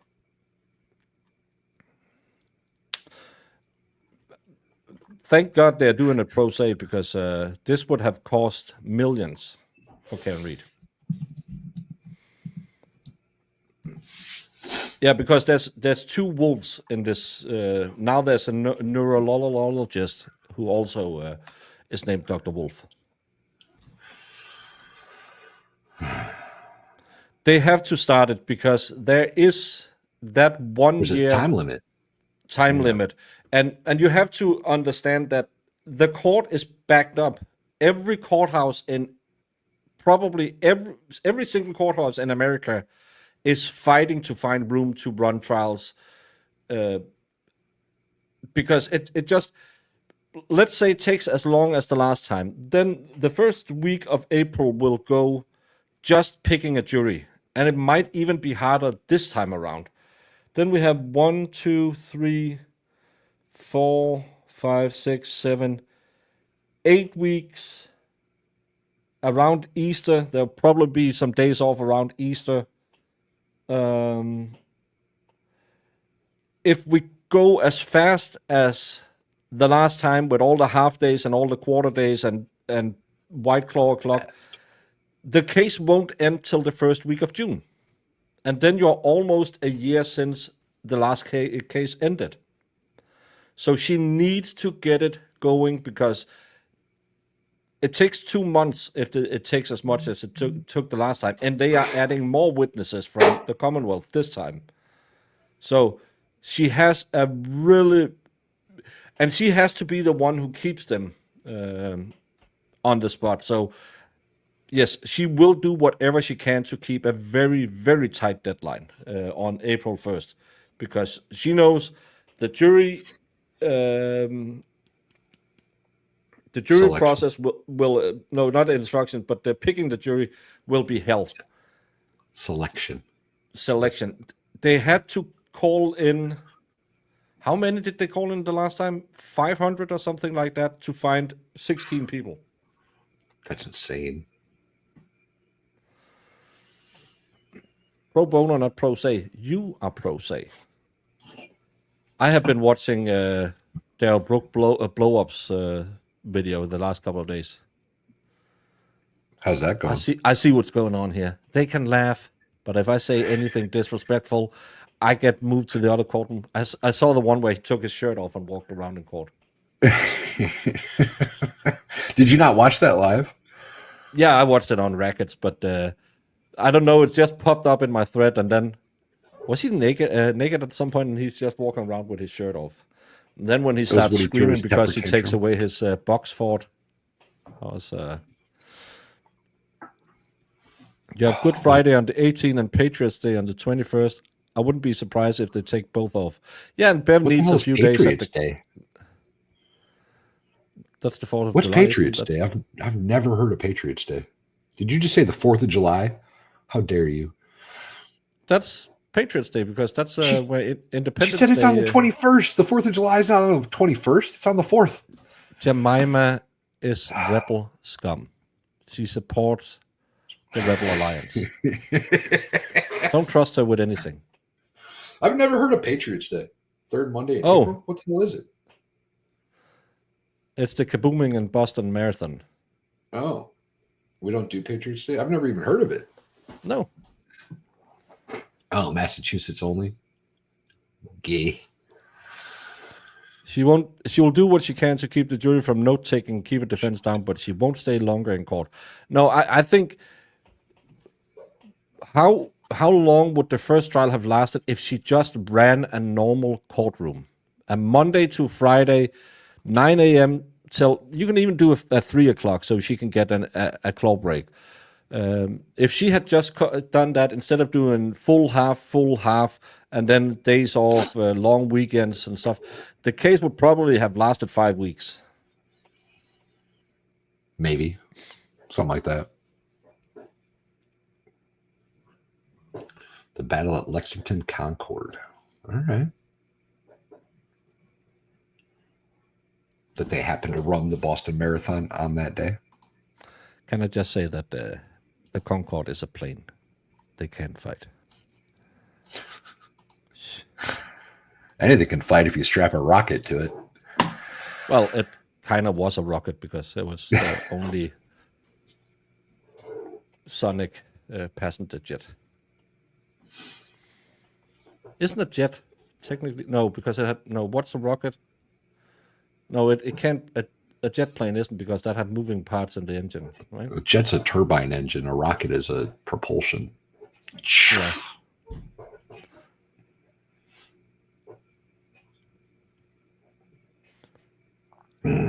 Patriots Day is also during April vacation because kids in Massachusetts get February and April vacations.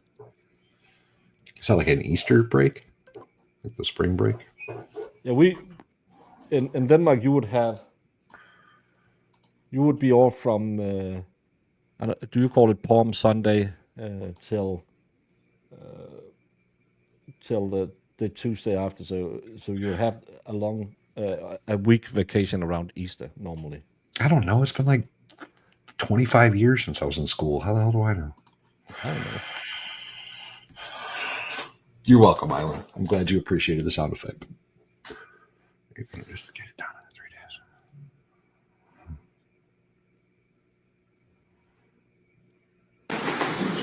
Okay. So where do we stand? If there was something you all were talking about, is there anything that concerns you? Not at all, Your Honor. I think the schedule that the court had just articulated is the schedule that we will follow. Mr. Brennan and I have discussed it briefly. The motion to dismiss, Ms. Luke's motion, which I can't remember the name of it. The motion for reconsideration, thank you. And the Daubert-Wolf motion, I think we can try to compact all those in together. So we will. Done, All right, yes. so Mr. Alessi, are you arguing the Daubert motion? I'm arguing the Daubert motion, and I will compact it as Your Honor has just directed. So let's finish all this tomorrow. Understood. Thank you, Your Honor. All right? All right, so see you all tomorrow. All right, so we go through. What time tomorrow?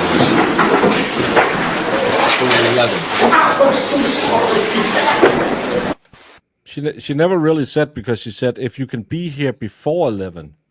I think So we'll- AJ said that 11 was going to work. He said thought he could get the flight by Yeah, then. but she said, if you in any way can be here before 11.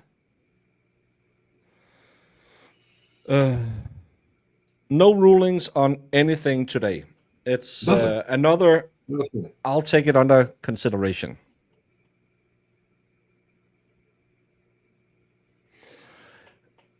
Yeah, I know the feds won't wait, but I just don't know if she want to go with the ones not in Fed court from 9 a.m. or she will wait till and believe they have the ability to start at 11, or will be on standby. So if they are done in Fed court at 10, she can start early. I never seen this court start on time, so I don't believe that. But I just don't know. But I have to set up a stream for it, so it'd be quite nice to know when I have to set a stream up.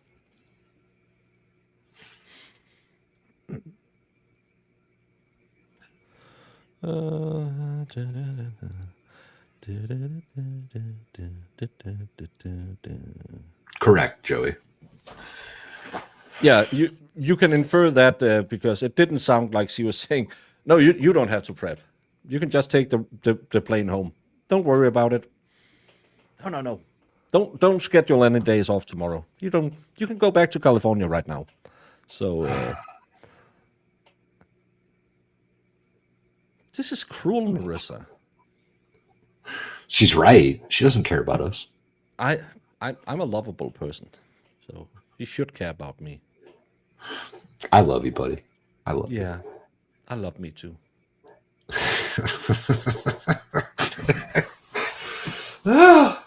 Yes, you should go back and watch all of it. To sum it up, because it's been not a long day, only 4 hours, but Painful. It's a painful day. yeah, an interesting day, I would have said. But I need you all, or it would be only me in Clowntown. Laura, we are right here with you. But for those of you who came in a bit late, we started out with Bev attacking the defense for not telling her everything, and then Alessi goes up and she we didn't see it, but apparently she made them stand up and say, "Yes, ma'am, we understand." He said that according to 30308, it wasn't true what Bev said, and he was actually quite angry at that time. And when he said 30308 instead of Rule 14 or whatever he said, she kind of just moved on. Never really talked more about it then. Then we had the hearing about Dr. Crosby. He is the guy who said it wasn't a dog. The dog behavior expert. Yeah, he's a dog behaviorist and a guy who gave a guy a pig to slaughter once. Defense claims he has no methodology, no skills necessary to determine dog bite as the causation to the wounds or not, because Bev had made her own ruling that only medical professionals can rule on it, and he has absolutely no education in the field. Brennan, I just wrote, he's the best. He's not. He's done He's everything. He was in an autopsy room once, so he can clearly testify about injuries. And then he lied about what Dr. Russell stated. So he's lied almost every time he gets up. He just lies through his teeth. Nothing. Yes. Every time he takes the podium, something that he says is just an outright misrepresentation of truth. At least every time. And yeah, he claimed that Dr. Russell had said she was the only one in the country. She never said that. She said, I'm probably the most qualified in the country. Yeah. That's a very different thing. Then we had the meteorologist, and again, no qualification, no education, no methodology. And he didn't even believe his own statement because he put it in quotes. And they couldn't see anywhere what science or methodology had used to come to the conclusion that the Earth was rock hard. Just because he can't. He doesn't have any way to determine that. They can't cite a methodology that's not possible. This is so frustrating, you guys. Yeah. And And Brennan just said, well, we don't need to ask him about the ground. We can just ask one of the first responders. So why he's there, I don't know. Are the defense waiting to see what Bev does with the out-of-state attorneys before they bring in Betterow, just in case? No, they have filed the motion. Hopefully, if they want Betterow on, it's on the discretion of Bev if she's allowed to join. They have filed the motion. They want him in, but it's Bev who says it. Then we had the sanction, that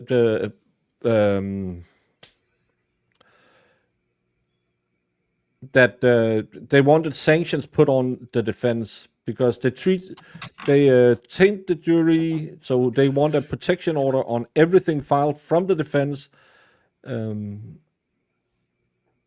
Talk about witnesses as interviews, and the Fed investigation is over, but they can't talk about it, and the defense shouldn't be talking to the media. And Yannetti went up and said, "Yes, I made a mistake. I filed a quote from Proctor that should have been Public knowledge. That shouldn't have been disclosed." Again, nothing. But we have,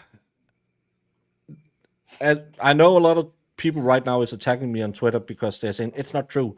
We have a confirmation, and I would say when Chief Rafferty has signed saying, I've talked to the US ADA or whatever it's called, that the investigation into the death of John O'Keefe is over. The feds is no longer looking on the death of John O'Keefe. You can yell at me all you want, say you don't believe me. Until anything other has been proven, the investigation into the death of John O'Keefe by the US ADA is over.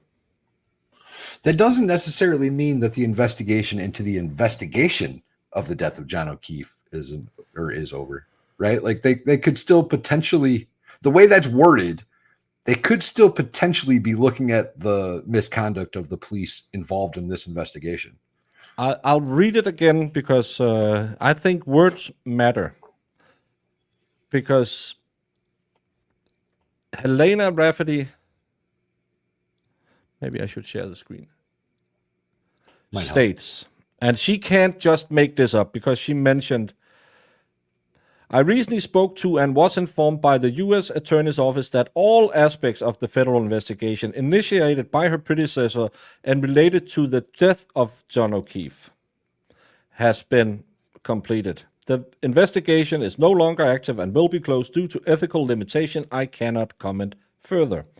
What I imply or whatever from this is, this part is, stop that. This is the important part. Why won't it make me? Related to the death of John O'Keefe. Yeah. Related to the death of John O'Keefe. You can look at that in multiple ways, but as I see it, it doesn't mean they're not looking into Morrissey's office, doesn't mean they're not looking into the MSP, doesn't mean that they're not looking into the CPD. It just means that related to the death of John O'Keefe, they are no longer investigating that part. I would love to see, and we will probably see some lawyers tear into that one. Because this is, to me, the important part of this. It's related to the death of John O'Keefe. It does say all aspects, though. Hold the phone. There is a letterhead. It does state down here. Don't just read it as is. Read it. He testified to it in open court. This would be a breach of. He can lie a lot, but if he said that he was informed by the USAO or whatever it's called, ADA, what it's called, that they told him, and we know from a fact that he also told the defense. So take it for what it is. The investigation into The investigation related to the death of John O'Keefe has ended. I can imply, I can speculate, I can do whatever, but that only clears the investigation into the death of John O'Keefe. It doesn't say anything about looking at any other shenanigans going on in the state of Kenton. The corruption in Morrissey's office. But do me a favor. When you're now getting angry at me and you're typing out that, well, clearly they are lying. No, because if he's lying in open court about what was said, he'll be in a whole heck of a lot of trouble. Not even him is that stupid. He can lie in front of Bev. He knows nothing will happen. But if he misquotes the USAO, they will come forward and they will give him enough problems that it wouldn't be worth his time. And Chief Rafferty have signed an official document on Canton Police Department paper and everything, saying that the U.S. Attorney's Office have said this to her. So you have to believe it. But it also only states all aspects of the federal investigation by her predecessor and related to the death of John O'Keefe is what's ended. It doesn't say that there couldn't be other investigations ongoing at the same time. Just before you say I'm an idiot, because I've already seen that on TwitSwat, because I said, no, it's over. The part related to the death of John O'Keefe is over. You have to believe it. And again, I've said it for 2 years. Don't expect General Custer to come over the hill with the cavalry saving Karen Read, because it's not going to happen. No. The Fed have done what they have done. They've given us 3,600 pages where from we got the ARCA guys. This is probably the only good thing the Feds have done in this case and will help Karen Read. If she can get the jury to understand it's not someone Turtle Boy hired. Still don't understand why Turtle Boy was the one who should have hired them.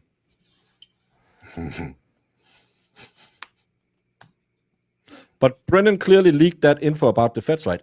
Yes, the two unnamed sources that the Thumb had access to before anyone else, and then Christina Rex had, must have come from either the police or from Brennan, because they were the only one. The defense wasn't informed till after, a week after the rumor started circulating. That's a PR campaign. So, yeah. Why isn't Jamie here anymore? Jamie was here yesterday. She found out I was going to be here today. She doesn't like Yeah. me. Ain't that right, Jamie? And because, yeah, Jamie hates us. Jamie has phone days on Tuesdays, and she has to work because she's going on vacation this weekend. Oh, that's right. She's going to Deutschland. Yeah, Dutch. Holland. That's the place. Yeah. Netherlands. One of them stupid countries. As always, my in-court reporter has the right take. Doink the clown. Blink even. He unblocked you? No. This I get this fed by Marissa. Well, you can see blocked accounts now. You just can't respond to them. Thank you, Elon. Blink even once, and you'll miss the biggest moment of the Karen Read trial. Oh my God, I can't even catch my breath. And please catch your breath. Doink, you have had some health issues flaring up, so please take care of yourself, buddy. The federal investigation into John O'Keefe's death is now confirmed as over and relayed in open court with permission of DMA News One. I don't know who that is. What a day. What a day. He's special, man. Yes. His mom told him that a lot. But again, it doesn't change. The problem is people are overstating what it means. That's because it's got big headlines. I mean, we all Yeah, know this, right? and too many people have put their trust in the Feds and think, oh, Oh, they will swoop in and save them because someone told them.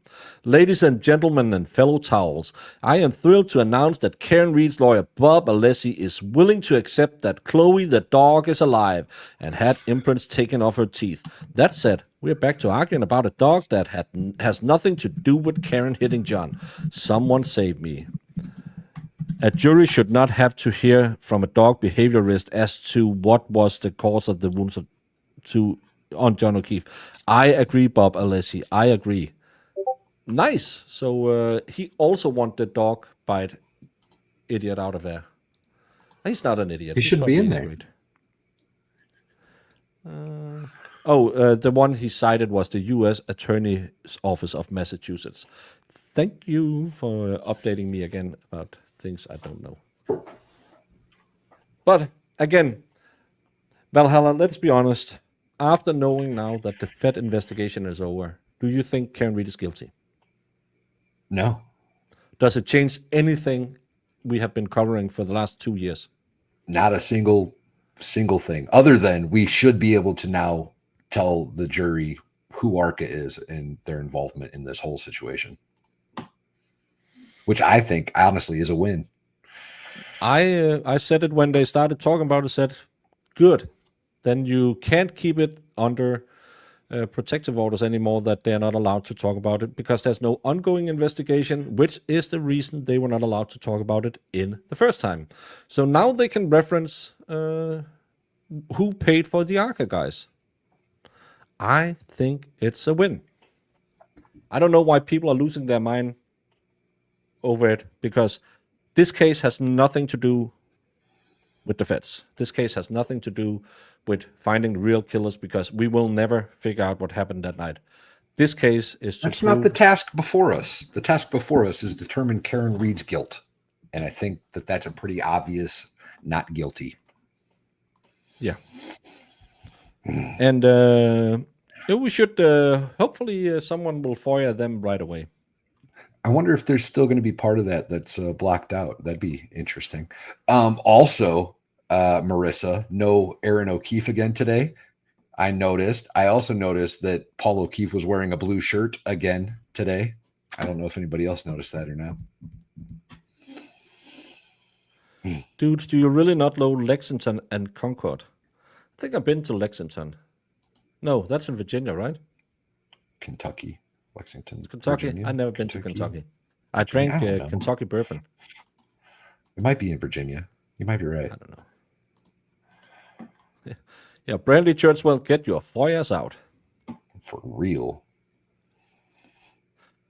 Again, I think people have lost their minds over the feds and thought it was the magic wand in this case. I've said it, and I know that's why we are the smallest channel. I don't believe in magic wands. I don't believe in magic. I don't believe the feds. But I believe that we should do this again tomorrow, Valhalla. I think we will. I think we'll be here 11-ish? About 11. Yeah, about 11. Yeah. Probably going to last an hour, 15 minutes, and then she'll start getting the shakes. Get the... It's a rough day. Mama got to be home, have the grift going. But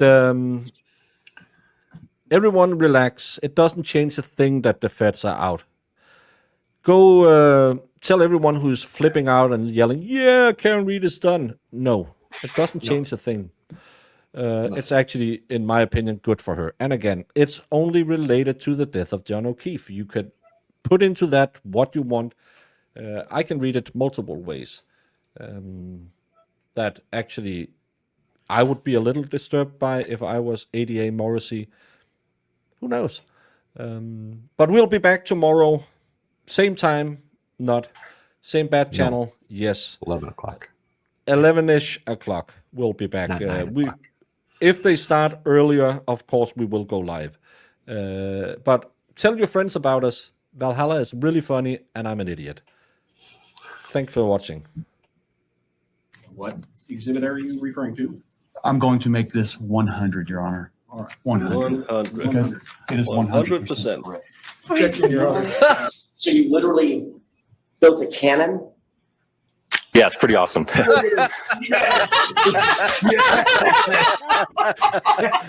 Remember to redirect. Go back. Please do that again. Oh crap! that I'm not was ready. I'm not ready. I'm embarrassing. not ready.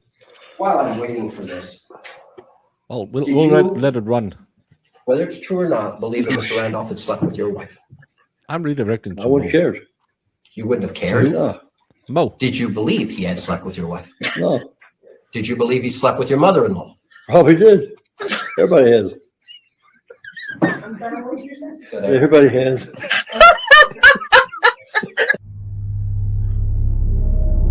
I'm redirected to Nick Starro, y'all.